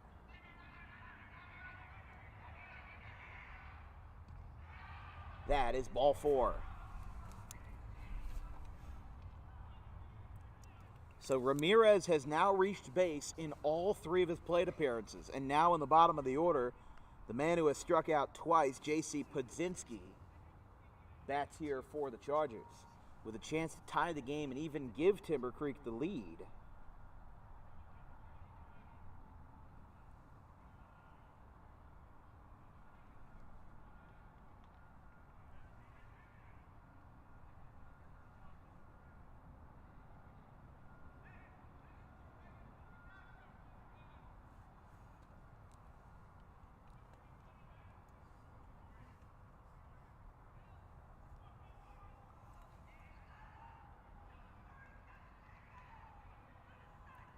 First pitch to Podzinski. It's a strike, 0-1. As we said, Haddon Township will start the 5th with the 7, 8, and 9 hitters. I mean, Timber Creek's already scored 2 runs this inning. They have a potential for even more if Podzinski can get this ball down. That one is also called a strike, 0-2. Feely is rolling here. We'll see if the defense can back him up. They did earlier, and by the way, there was a defensive change in center field. That one's outside. Originally, the starting center fielder was Cam Spencer, but now it is Chase Machini. Everything else seems to basically be the same. 1 ball, 2 strikes. He got him. 0 for 3 with 3 strikeouts, and it couldn't have come at a better time. Haddon Township gets out of the jam and keeps the lead intact. However, they still lead only by 1 going to the 5th.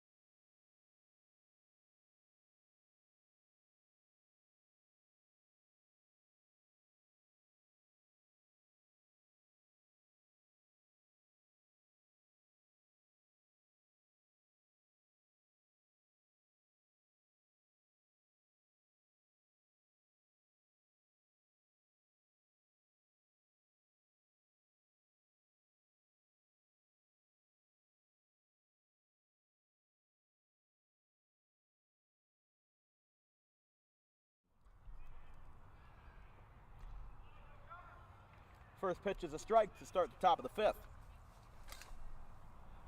It's time for DWB Trivia Time here in the 5th. That one is outside to Bryce Miller. Today's question is, what Major League Baseball stadium has the shortest distance to center field? Is it A, Dodger Stadium, B, Yankee Stadium, C, Kauffman Stadium, or D, Citizens Bank Park? The answer will be revealed in the bottom of the 5th inning. Now, people have asked why, for the past 3 years, I have always opted to do trivia time in the 4th, for whether it's college baseball games or for high school or whatever. Now, the reasoning behind it is that it has always been that if there was to be a 10-inning mercy rule, the trivia time would always get in no matter what the circumstances of the game were. So the 4th inning wasn't so early, but it was late enough and still early enough to where we would get it in every single time. Miller is down on strikes. And there's one away.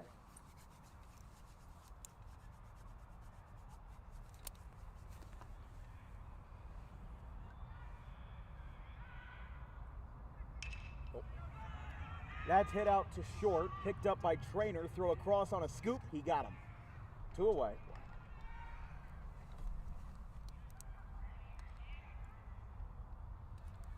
And here is now Cam Spencer. Actually, no, I apologize, Colin Feely now.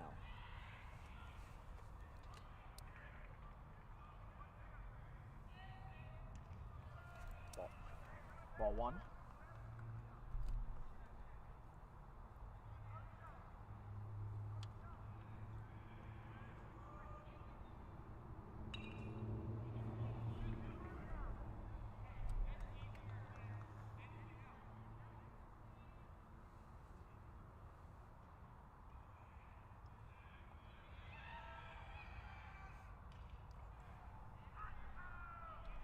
It's 1-2.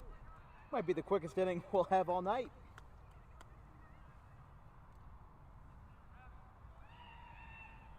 Knock on wood, that is. But 2 up, 2 down in the top of the 5th. Haddon Township leads 7-6. It's a tapper down the third base line and foul.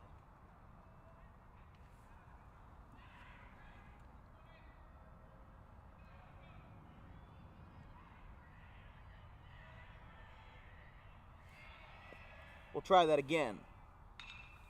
Fly ball, straightaway center. Going over and making the catch is Ramirez, side retired. First time tonight on either team have we had a 3-up, 3-down series. And those guys are just waiting to hit again. We go to the bottom of the 5th, 7-6 Township.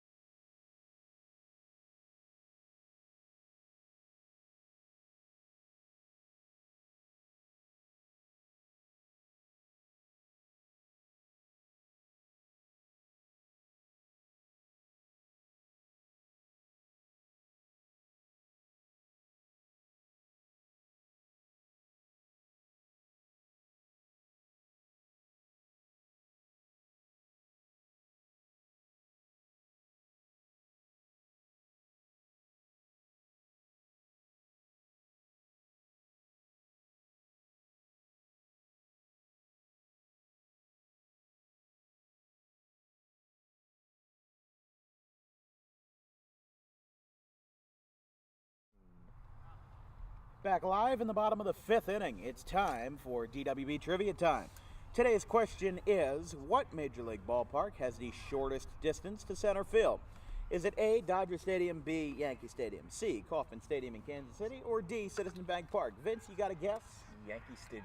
You'd be incorrect. It is Dodger Stadium, 395 feet to center field, the only stadium in Major League Baseball to be under 400 feet to center. Kauffman is 403. Yankee Stadium is actually 408, and Citizens Bank Park is 401. Now we're talking about from home plate to, like, if you drew a straight line to center field. Because Citizens Bank Park kind of has an angled outfield wall where right center is more shallow than left center. With that little, like, divot in the wall. That one's fouled back. 0-1.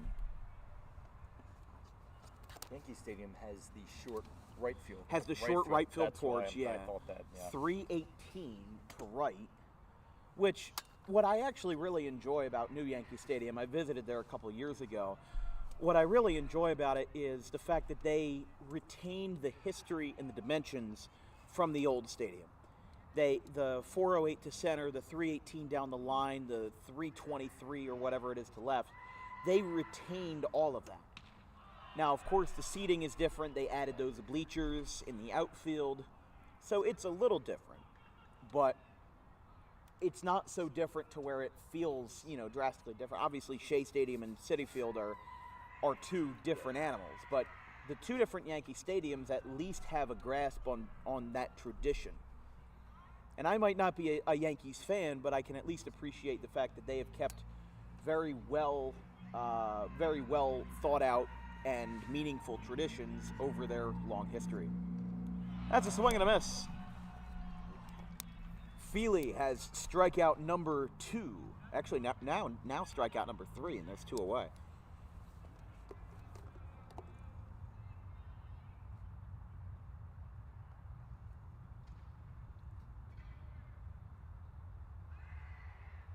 Seems like these guys just had all of the offense early and have now kind of,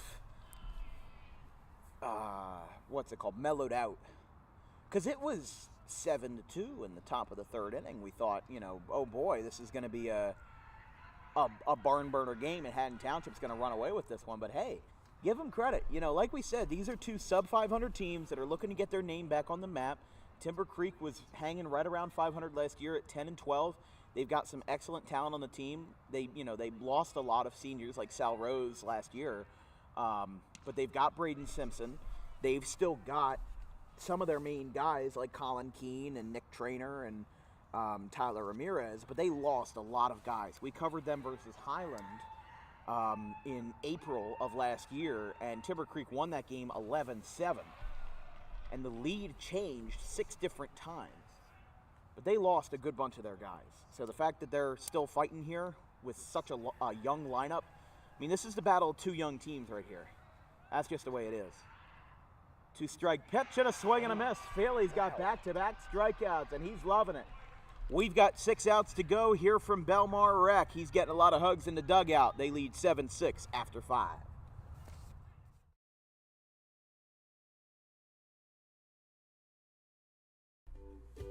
In life, the road ahead is full of possibilities, but to navigate it safely, you need the right skills. Harper Driving School is the premier driving school serving Gloucester, Salem, and Camden counties. With experienced instructors, many of whom are teachers in local schools, we are dedicated to your success and will help you master the road with confidence. With an over 95% success rate of students passing their road test on their first try, you know your student will be in good hands while embarking on a huge step of their young adult lives, all while avoiding the lines at the DMV and getting insurance discounts. We chose Harper, and so should you.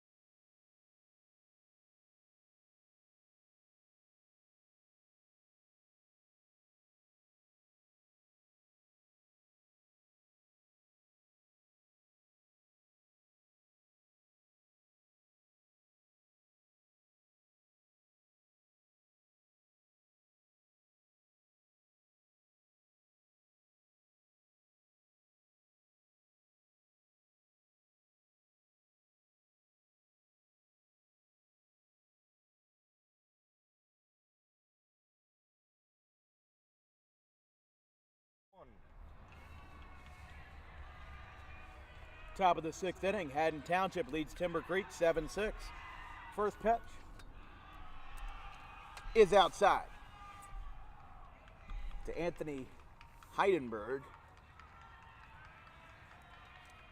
who's been on the hill since the 3rd, since Haddon Township started to run away with it, and he's kept them in check. It's 1-1.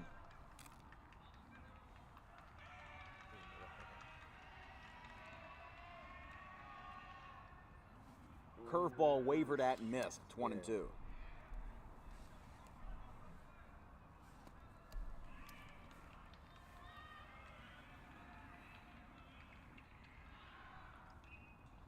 Poked foul.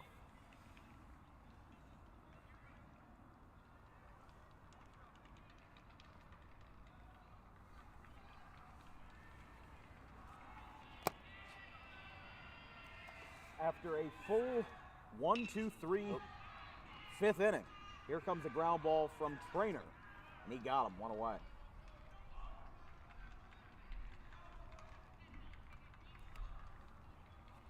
But after that ensued, now there's another out, and it's the top of the 6th, moving along nicely.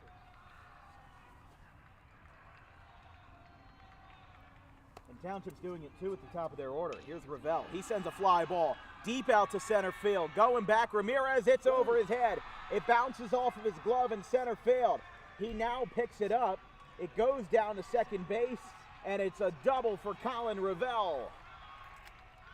That one just got over his head in center field. Ramirez had a chance for it, but he just couldn't hang on.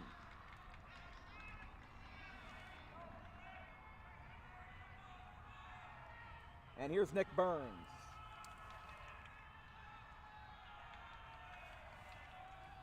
Burns 1 for 3 tonight. Had Township's first RBI. That one's outside. Ravel with a big throw back to second. Time is called here. The umpire wasn't looking right back at second base. I don't know about that one. It looked like a close call. Ravel made a huge mistake by taking a huge lead off of second. Here comes a ground ball. That shoots through the left side. It goes in the shallow left. The grass stops it. Ravel coming to the plate. That won't be in time. RBI single for the insurance by Nick Burns. And he pours on another for Township. It's 8-6.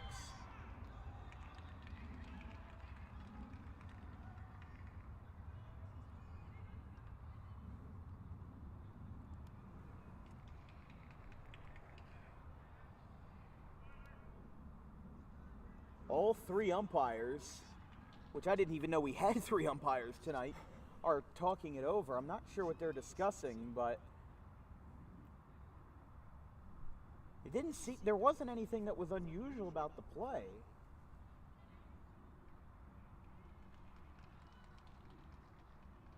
Huh? Well, now Nick Delgazzo, something's not right here.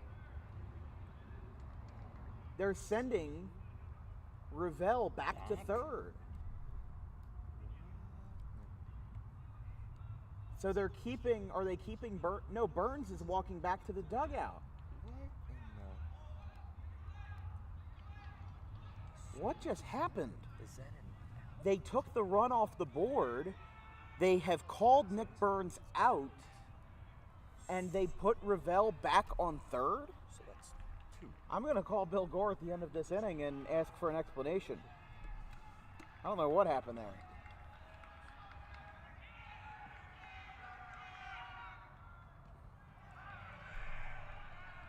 (1-0).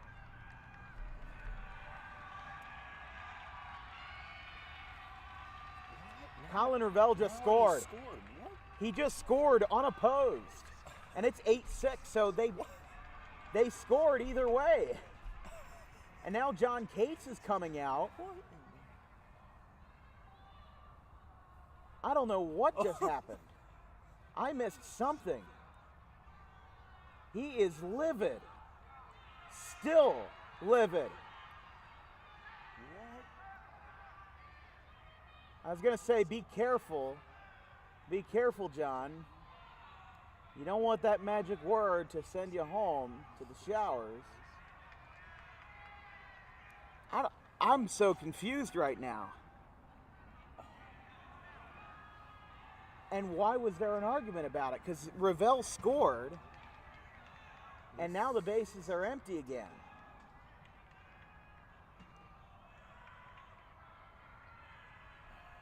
Wait, now Nick Burns is back at the plate. What? Here's a fly ball to shallow left. And a nice catch And that's is out number 2. then that wasn't an out. So I saw Nick Burns walk back into the dugout. That's what I'm confused about. So they just took that all So off. they just like reversed it and just Yeah. said that. I mean, it wasn't like it was a foul ball or anything Yeah. like that. But then, like, just nobody was paying attention and Ravel scored.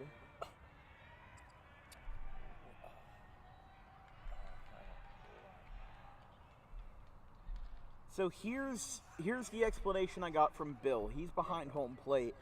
The ball must have hit the foot or the person or whatever of number 44.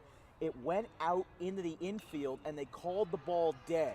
This is a grounder back to the mound, signed retired. So there was no out. The ball was called dead, and instead of the RBI single, they reset everything, brought Burns back to the plate, and then Ravel back to third. But obviously a very frustrated John Cates on that play. I mean, there was a lot of confusion even for us in the booth here, so glad we got that clarification. We go to the bottom of the 6th. Haddon Township gets another run on Colin Ravel scoring unopposed. It's 8-6.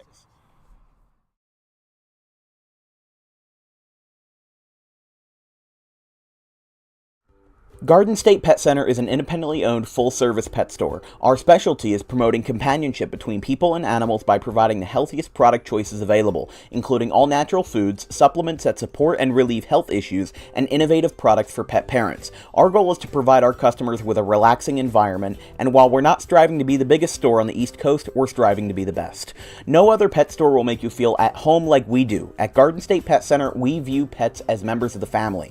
We don't believe in fast, high-pressure sales, but instead matching up the right pet with the right owners, as you are making a lifelong commitment. Together with our team members, we would like your visit to our store to be both enjoyable and educational. Simply drop in and take a look around. View the birds, reptiles, small animals, toys, food, cages, and miscellaneous items. Learn of the services we have to offer and decide for yourself if this is the store you'd like to call your home away from home. Victor Santucci, owner of Garden State Pet Center. Visit us today at 226 South Whitehorse Pike in Audubon, New Jersey. We're open 7 days a week for all of your pets' needs.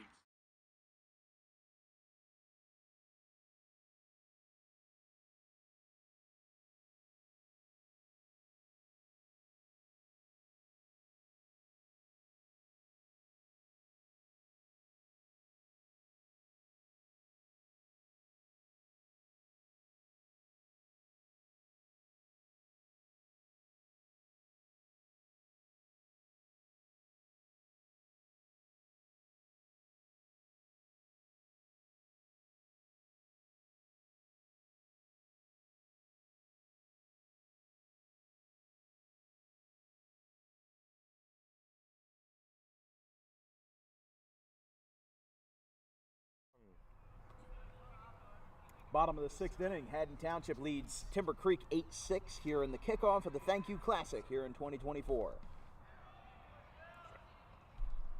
It's a strike, 0-1. Trainer, who has been the X factor for Timber Creek's offense with a 3-run RBI triple and 4 RBIs total, popped up right field side and foul. That one hit off the roof. Oh, there it is. It's rolling off. Oh, did it go back into the field? No, it just rolled off the roof. It just rolled off the roof. Okay, yeah, Almost hit a guy in the head. the storage building down the first base line.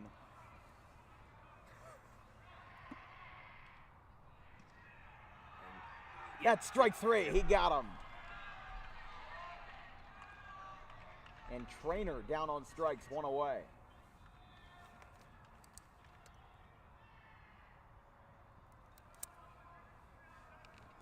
Strikeout number 5 for Colin Feely.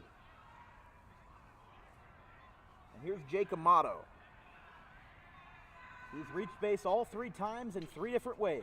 Oh, look out. Down at third.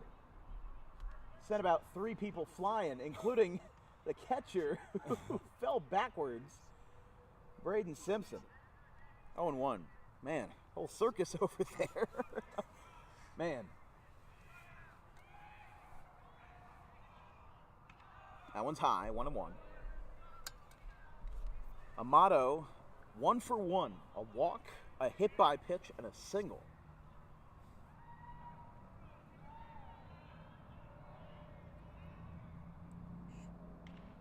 Fouled back, 1-2.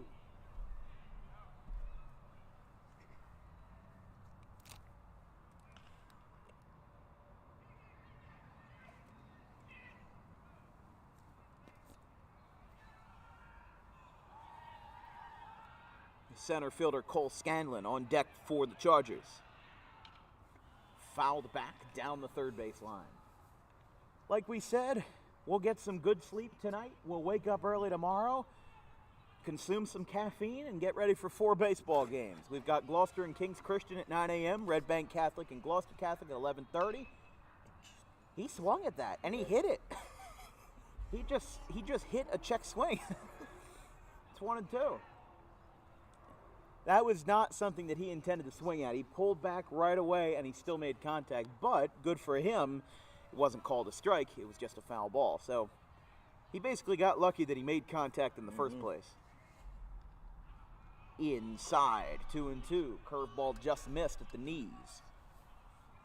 As we said, 2 o'clock, St. Peter's Prep versus Cherokee. 7 o'clock, Delsey Notre Dame right here at Belmar Rec. Got a loaded weekend. That one's down, 3-2.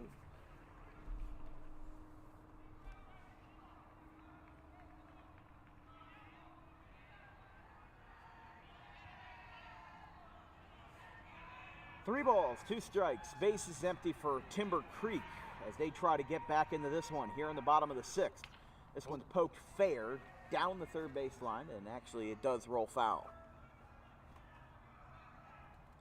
Sunday, we've got 2 more games, Toms River East versus Bayonne, and then Pope John versus Donovan Catholic. That's the 4:30 p.m. game as we wrap up an incredible weekend. The 3-2. Another one foul. They just don't have any quit. I mean, good for them, though. You know, look, they looked dead in the water early, and then they stormed it back, and they are now back in the spotlight. Another one foul. Whew.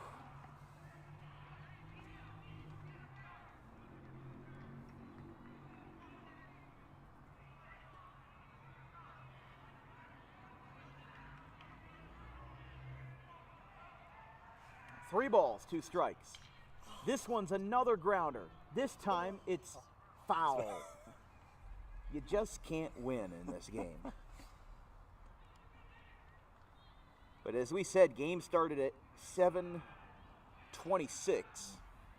So we're right now sitting at 2 hours and 24 minutes here in the 6th, which isn't terrible pace. There's another foul ball. Pitch number 9 of this at-bat is coming up. 3 balls, 2 strikes, 1 out.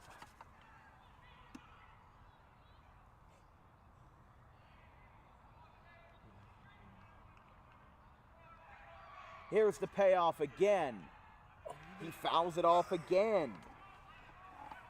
Number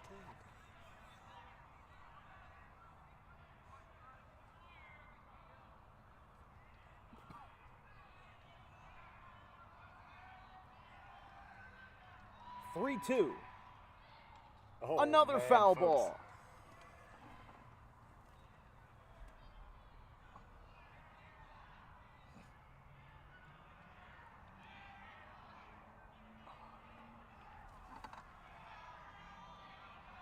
This is pitch number 13. Foul ball again. This will be pitch number 14 of the at-bat. He's worked the count full. He's hit off so many foul balls, they're going to have to start getting replacements. Here we go. Did he make contact? No, he got hit by it. He got hit by the pitch, and on pitch number 14. That's a way to fight. Are you kidding me? Oh my goodness.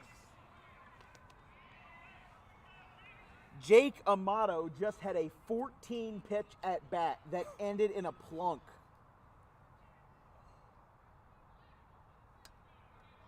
That is unbelievable. I've seen long at bats, but I don't think I've ever seen one like that before. Here is Scanlon. Strike one right down the pipe. This broadcast is brought to you by Garden State Pet Center, the wonderful folks who can help your pet stay happy and healthy with the most organic food products available in South Jersey, along with toys, cages, accessories, and more. Visit today at 226 South Whitehorse Pike in Audubon. 7 days a week. There's a strike, 0-2 on a curveball, just above the knees. Timber Creek has the tying run at the plate with Scanlon, who is 1 for 3, has 2 flyouts to the outfield and an RBI single to this point. 0-2. Here's a fly ball foul. And here we go again. I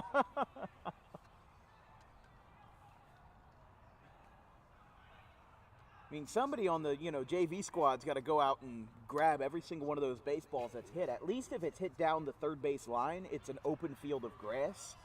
So they're pretty easy to find. Feely. Whoa. You gotta be careful there. That's a balk. Yeah. Wait, hold on, no. Amato ran halfway down to second. That's awful close. I think time was called at the plate. Time was called at the plate, so that didn't matter. And the pitch. Swing, and he got him. Feely with 6 strikeouts in relief. He has been the anchor to Haddon Township tonight. 2 down.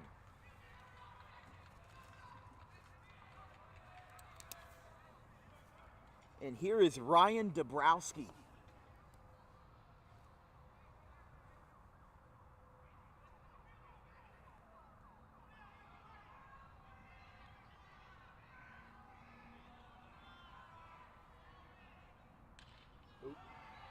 Popped up, first base side, going over. He snow cones it and makes the catch. Side retired, Colin Revelle, what a play. At the tippy top of his glove, inning over. We go to the top of the 7th inning. Timber Creek held at bay. It's 8-6.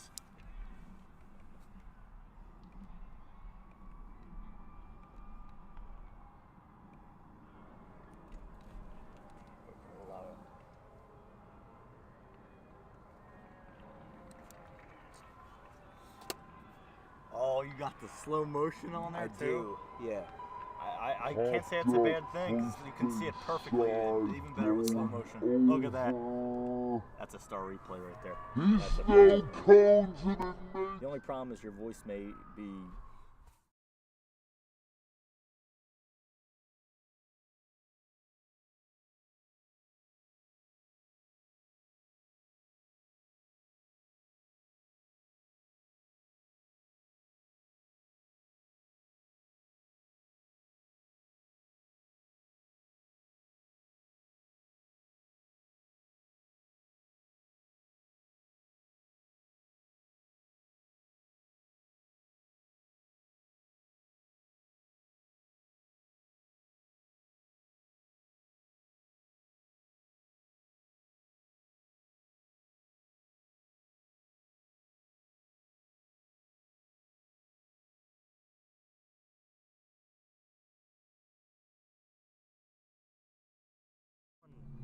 If I read that sign correctly, I believe that is, I think that's 42 with the green sign behind the plate. I'm pretty sure that's the sign back there, but the sign we're seeing tonight is that Haddon Township is on a roll. They're up 8-6 in the top of the 7th, looking to shut it down with their final 3 outs on the offensive side of the ball, and then they'll turn it over for the final 3 on the defensive side of the ball. Here comes a ground ball. Speared, no, goes into left field. Base hit.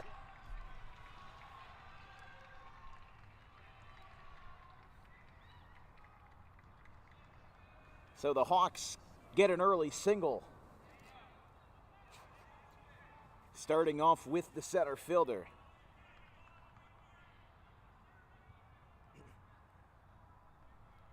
As Machini gets aboard.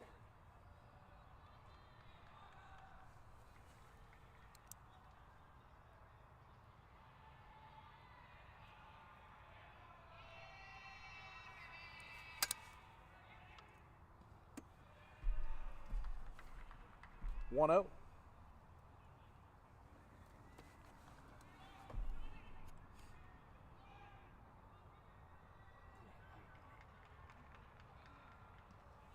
That one's down.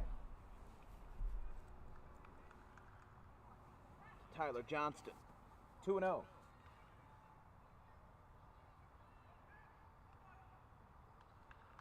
Timber Creek has only gone through 2 pitchers tonight. In fact, both teams, despite the high-scoring gauntlet, have only had 2 pitchers each. Nick Burns started for Haddon Township, then was relieved by Colin Feely in the 3rd, and they never looked back. And Timber Creek started it out with the freshman right-hander Bryson Monitzer, and now Anthony Heidelberg they've combined for all 7 innings tonight. That's ball 4. A 4-pitch walk. No word yet from John Cates, and I don't see anybody warming up in the bullpen unless it's out of view, which it very well could be. There's a million different places in this open field where you can warm up.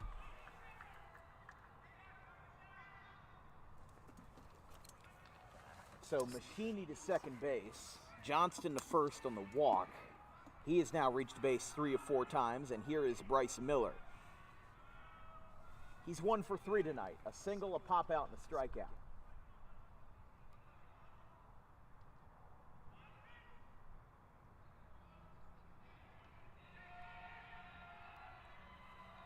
Pitcher set, and Heddenberg delivers.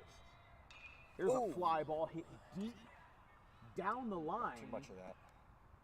Got too much on that. That was out of play. Just a little bit further down the left field line. It didn't really have home run distance, but it had a great angle. Had a high launch angle, just didn't have the distance. And like I said, it's hard to hit home runs here. 350 to the poles, but yet only 375 to center. It's a bit of a funky place, but. So Johnston on first, Machini on second base. Haddon Township looking to put this game away and put some extra cushions on the board going to the bottom of the 7th. Still nobody out. Here comes a bunt. Back in front of the mound. They're going to throw back to second. The throw did not beat him. It went into center field, and Ramirez picks it up. No harm, no foul, and the out is recorded. 1 away.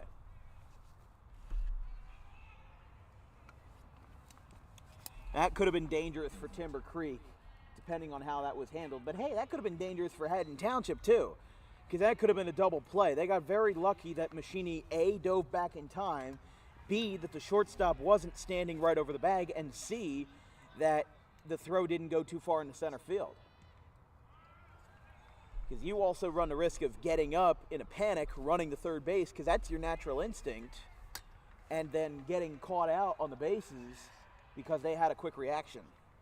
The 0-1, that one is down. 1-1 to Jack Jantorno, who is 1 for 3 tonight. In fact, everyone on the Haddon Township team has reached base at least once tonight. Whether it's via an error or a base hit or whatnot, everybody's gotten on base. Sheehan twice, including a 2-run single. Colin Revelle 3 times. He's only got 1 hit, though, and that was a double in the 6th. Nick Burns once. Kirby Rice twice. Machini and Ryan Miller twice combined. That one's down the left field line and foul. That's 2-2. Johnston 3 times. Bryce Miller once, Jantorno once, and once for Feely and Cam Spencer. Jantorno takes low. 3-2. Now they throw back to second base. He got him! Machini got lucky a couple times before. This time rolls the dice and gets snake eyes. He's out. 2 away. And that is a huge, huge hole that's been poked in the sails of Haddon Township. Yes, you're up by 2, but a base running mistake like that is sure to aggravate everyone.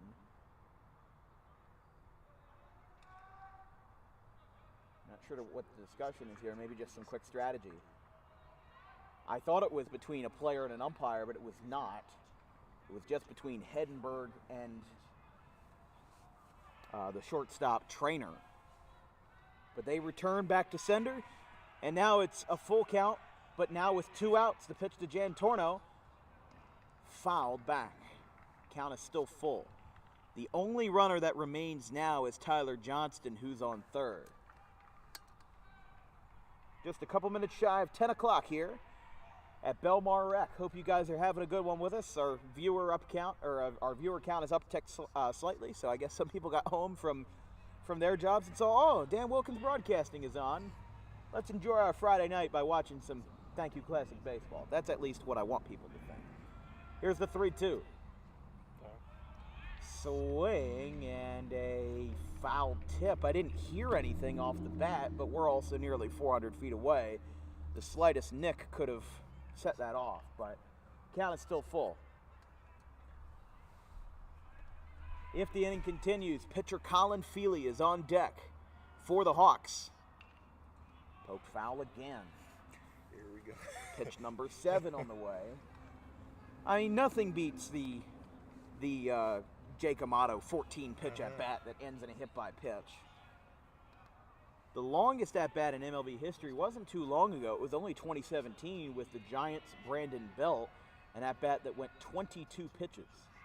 That's ball 4.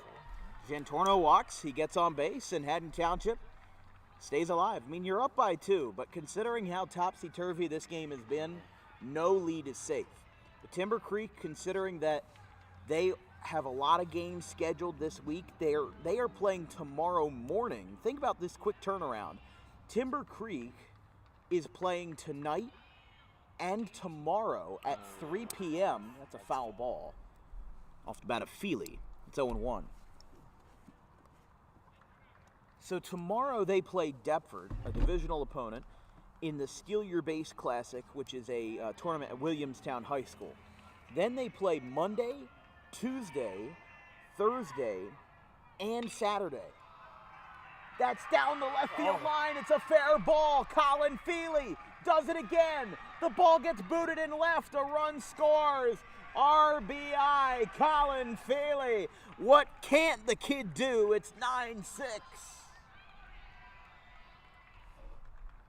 6 Ks in relief. And now an RBI of his own on a double down the left field line. We're actually going to switch that to a single E7. And now the infield is meeting. John Cates coming out here to talk to his men. And Heddenberg is out. 2 outs, 2 on after an RBI single by Colin Feely, the pitcher. He has been a master in relief. We'll be right back. Chargers make a switch here in the 7th.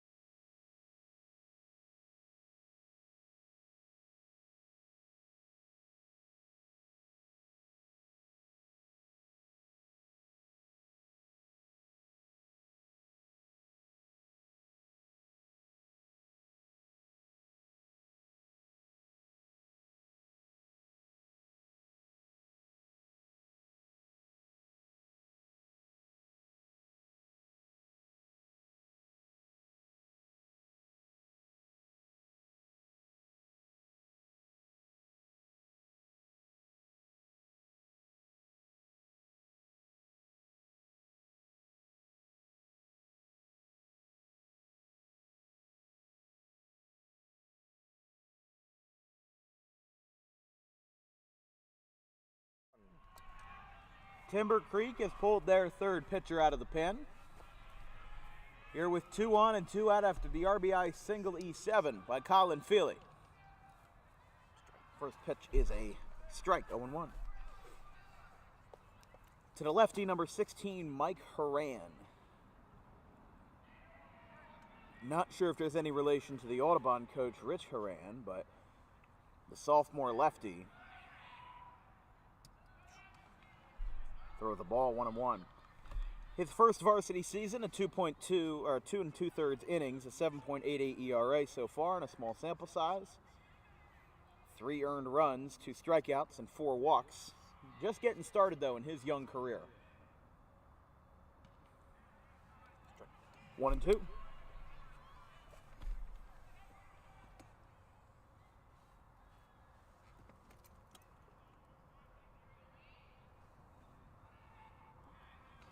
Horan will try it again.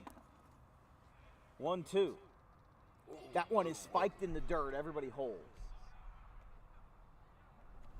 By the way, running at second to replace, not to replace Feely, but to be his courtesy runner is number 18, Jonah Sunkett.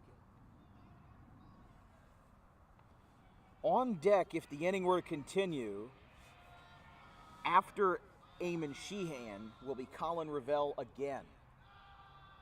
Here's a poker back up the middle. That is going to be stopped at second base, and the side is retired. Inning over. Haddon Township adds an insurance run thanks to an RBI single by the pitcher, Colin Feely. Looks like he might come back out for another inning of work. Final 3 outs remaining here in the 7th, 9-6.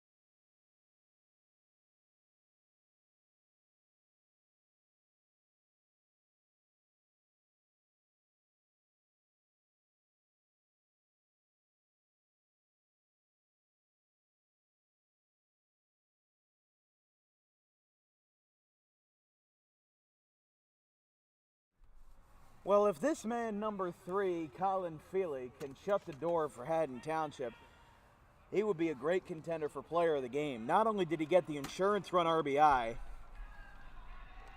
in the top of the 7th, he now has a chance for a 12-out save. He came in for Nick Burns, who gave up 4 runs in 2 innings, looked to shut the door, and has only allowed 2 runs in 4 innings of relief with 6 strikeouts. Ground ball foul. It's 0-2.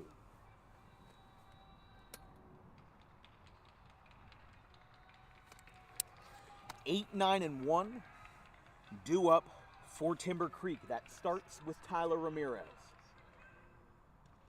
Fastball right down the pipe. Make that number 7. He has been wheeling and dealing. 1 away. And this would continue the narratives for both of these teams. Haddon Township started out 0-4. They will have now won 3 straight if they pull this one out tonight. And Timber Creek would lose their 5th in a row. And they play tomorrow. Now, if there's any good news, they play Deptford, which is the one team that they did beat. They beat them 10-0 on opening day, but they've lost pretty badly, including a 17-2 loss to Triton, a team that had 5 wins across the last 2 seasons, brought in a new head coach, only had Gary Sarno for 1 year, brought in Ray Treglia, a new head coach, and they won over Timber Creek 17-2. A team that had 10-run them the year prior now get the tables turned and they lost by 15. 1-2 from Colin Feely.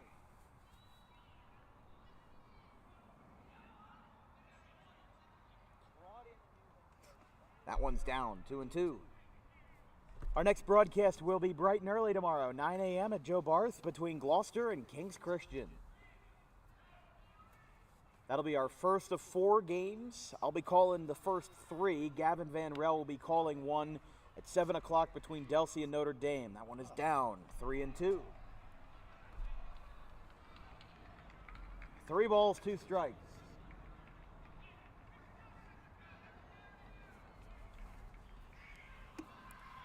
Base is empty, up by 3. Haddon Township looking to make their statement here under the lights. 3-2. That's ball 4. Tried to locate the fastball, held on to it for a millisecond too long. So he's got traffic, but the walk to Podzinski,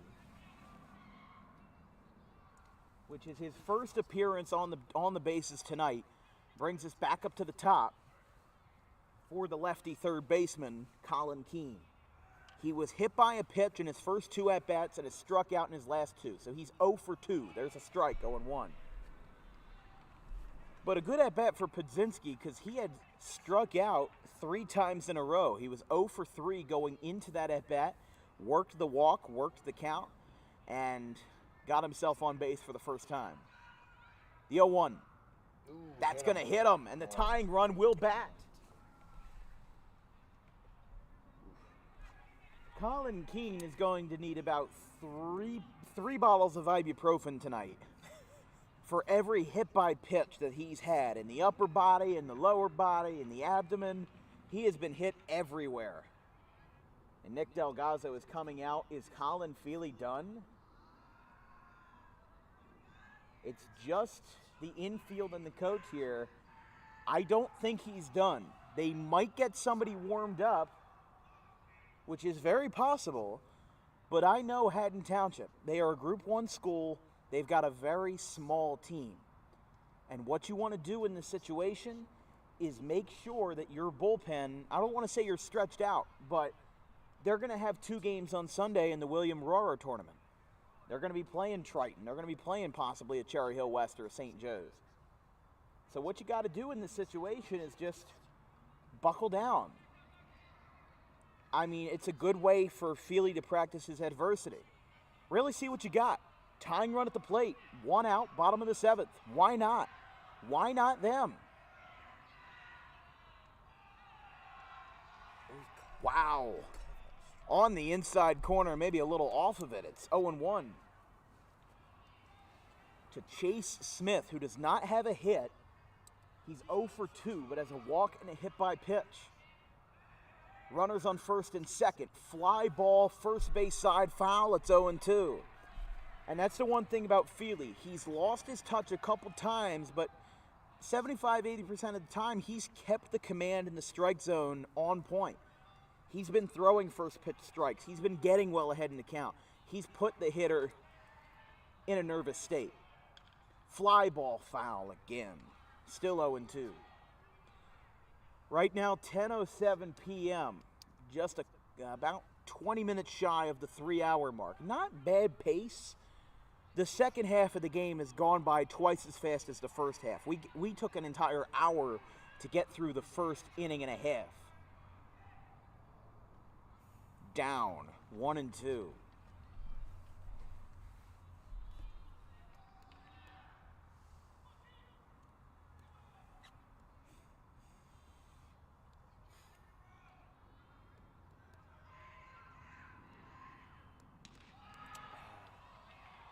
Ooh, 2-2.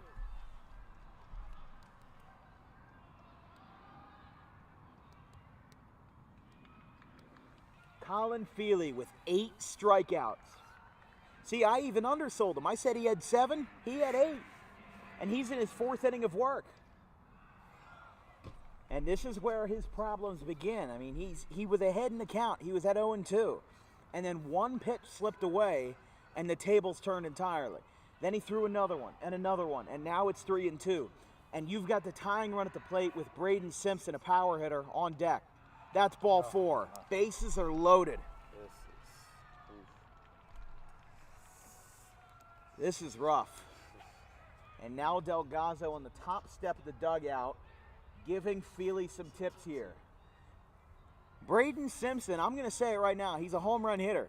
He had his first career high school home run last Saturday, 6 days ago, versus Washington Township. That one is high, 1-0. So he's hit the ball out of the yard before, and he's hit them far. And this would be a time to put yourself on the Jersey stage as a class of 25 uncommitted catcher. He fires back with a strike, 1-1. The catcher, Braden Simpson, is the winning run. It's 9-6. You can still hit one into the deep gap where the ball keeps on rolling and tie the game. And there's another strike, 1-2.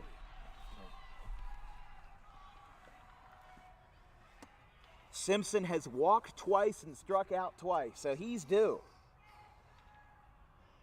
And with the bases loaded in the middle of the order, the Chargers look to play hero. Time is called. Colin Feely, though, what an outing it's been for him. 3 1/3 innings, looking to make it a full 4 for a 12-out save. 9-6. And the 1-2. Down just below the knees. I had a feeling that was where that was going to go. And it's 2-2. I mean, here we go again.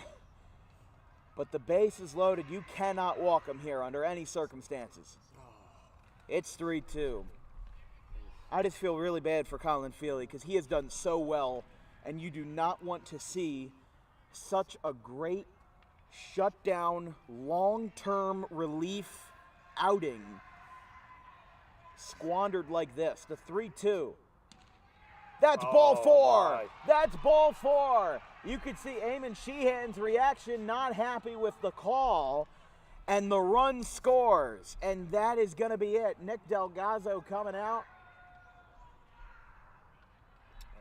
And that's going to do it.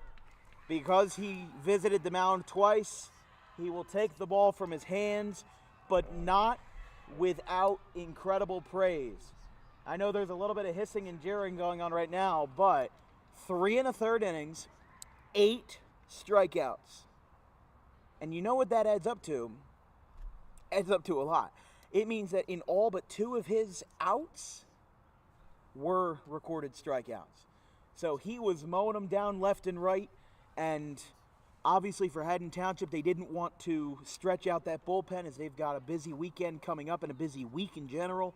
You don't want everybody to be tired out there. So they're going to make a couple changes both on the hill and on the defensive side of the ball, and we'll take a quick break. 9-7. Timber Creek has a tying run 180 feet away here on DWB. Don't go anywhere.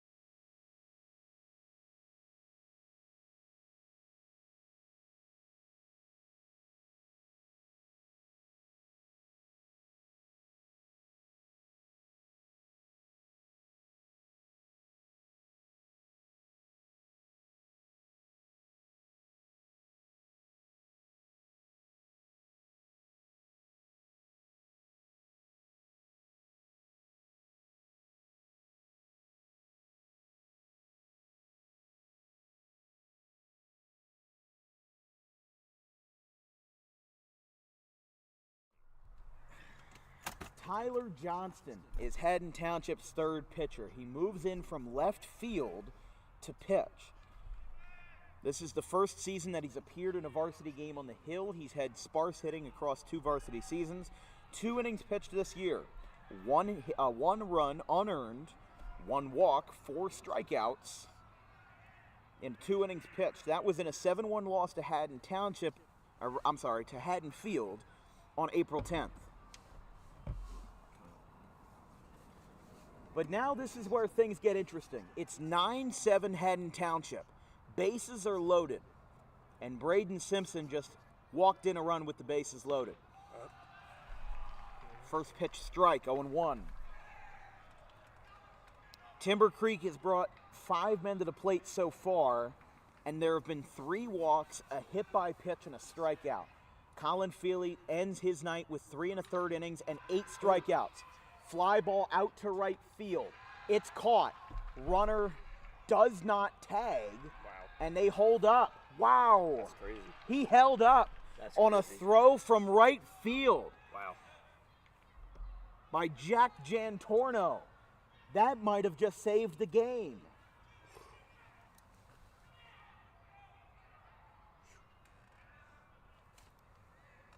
And especially versus Nick Traynor, who has 4 RBIs, including a 3-run triple. He's hit Haddon Township really well tonight. So the fact that he got him out and allowed 0 runs, that's dang near miraculous.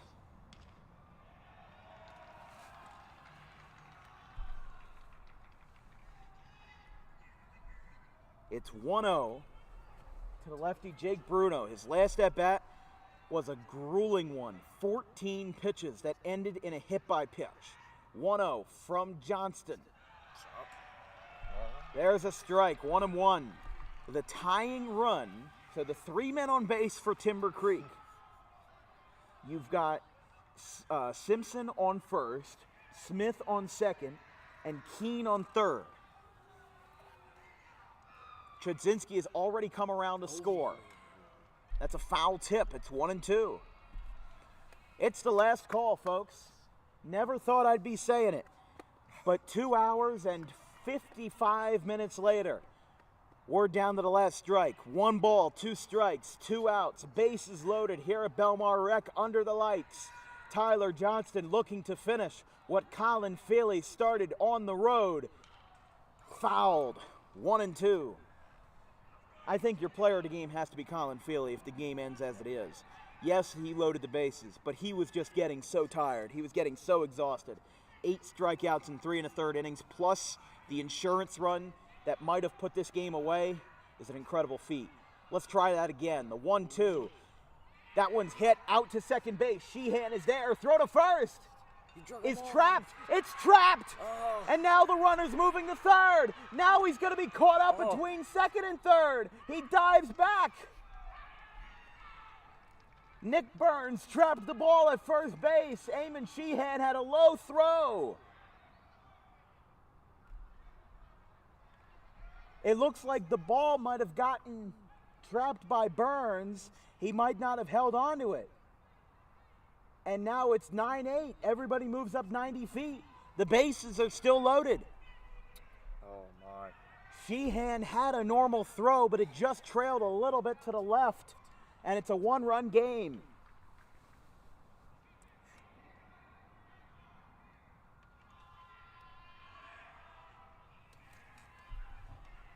And now, here is Scanlon, the center fielder, looking to play hero. That's a ground ball. Sheehan's got it again. This time, it's good! It's good! Township wins! In a nail-biter. When have you ever seen anything like that before? Timber Creek leaves the bases loaded, and Eamon Sheehan, the 5'7" sophomore, gets redemption with a bases-loaded ground out after a botched first attempt. They hit rewind, they get a mulligan, and they do it again. Haddon Township has won 3 straight, and this game ends less controversially than the first. And instead of a controversial finish. It ends in a heartbreaking finish for Timber Creek. No post-game interview tonight. We will have post-game shows for all 4 of our games Saturday and both games Sunday. But we've got a lot of work to do. We've got to pack up the equipment, and we've got to head on home, and that'll be all for us tonight. But what a game. That's DWB Classic material right there. Haddon Township wins 3 in a row, and the final score, Haddon Township 9, Timber Creek 8. Your player of the game presented by Harper Driving School is Colin Feely, who in 3 1/3 innings struck out 8 batters, and yes, he left the game not that pretty, but Tyler Johnston came in and shut the door. Look at Nick Delgasso. I mean, he is loving it. Absolutely loving it. And Timber Creek, I just saw somebody on their side slam their glove down. I mean, you've got to be happy for Haddon Township, but you have to feel so heartbroken for Timber Creek. All the work that they've done to get back into this game, and their losing streak continues. They have lost 5 in a row. Haddon Township now 3-4. Timber Creek now 1-5 on the young campaign. So that's all for us tonight here from DWB. We're going to pack up the equipment. We're going to go home. We're going to get a good night's sleep, and we'll be back tomorrow morning. Not from the same location, mind you. Our first 3 games will be at Joe Barth Field in Brooklawn, right near 1:30. For Gloucester Kings Christian at 9, RBC and Gloucester Catholic at 11:30, St. Peter's Prep and Cherokee at 2 o'clock, and then we pack up, and then we move back here for a night game with Delsea and Notre Dame at 7 o'clock. It'll be a fun weekend. We'll have Vince on for the first 2 games. Emmett Canary is going to do Game 3 with St. Peter's Prep and Cherokee, and then I'll be on the production for Game 4 with Gavin Van Rel in the lead. Sunday's games, looks like it's going to be Ryan Sieber and Vincent Vogt working a 3-man crew for both games. That's all for us tonight. What a thriller here in Belmar. Haddon Township 9, Timber Creek 8. From everybody here in our entire crew, our social media coordinator, Anthony DePalma, our graphics crew, Gavin Van Rel and Caleb Lane, my wonderful producer coming out tonight, Vincent Vogt, for broadcast number 301. I'm Dan Wilkins. We'll see you tomorrow morning, folks. Get some sleep.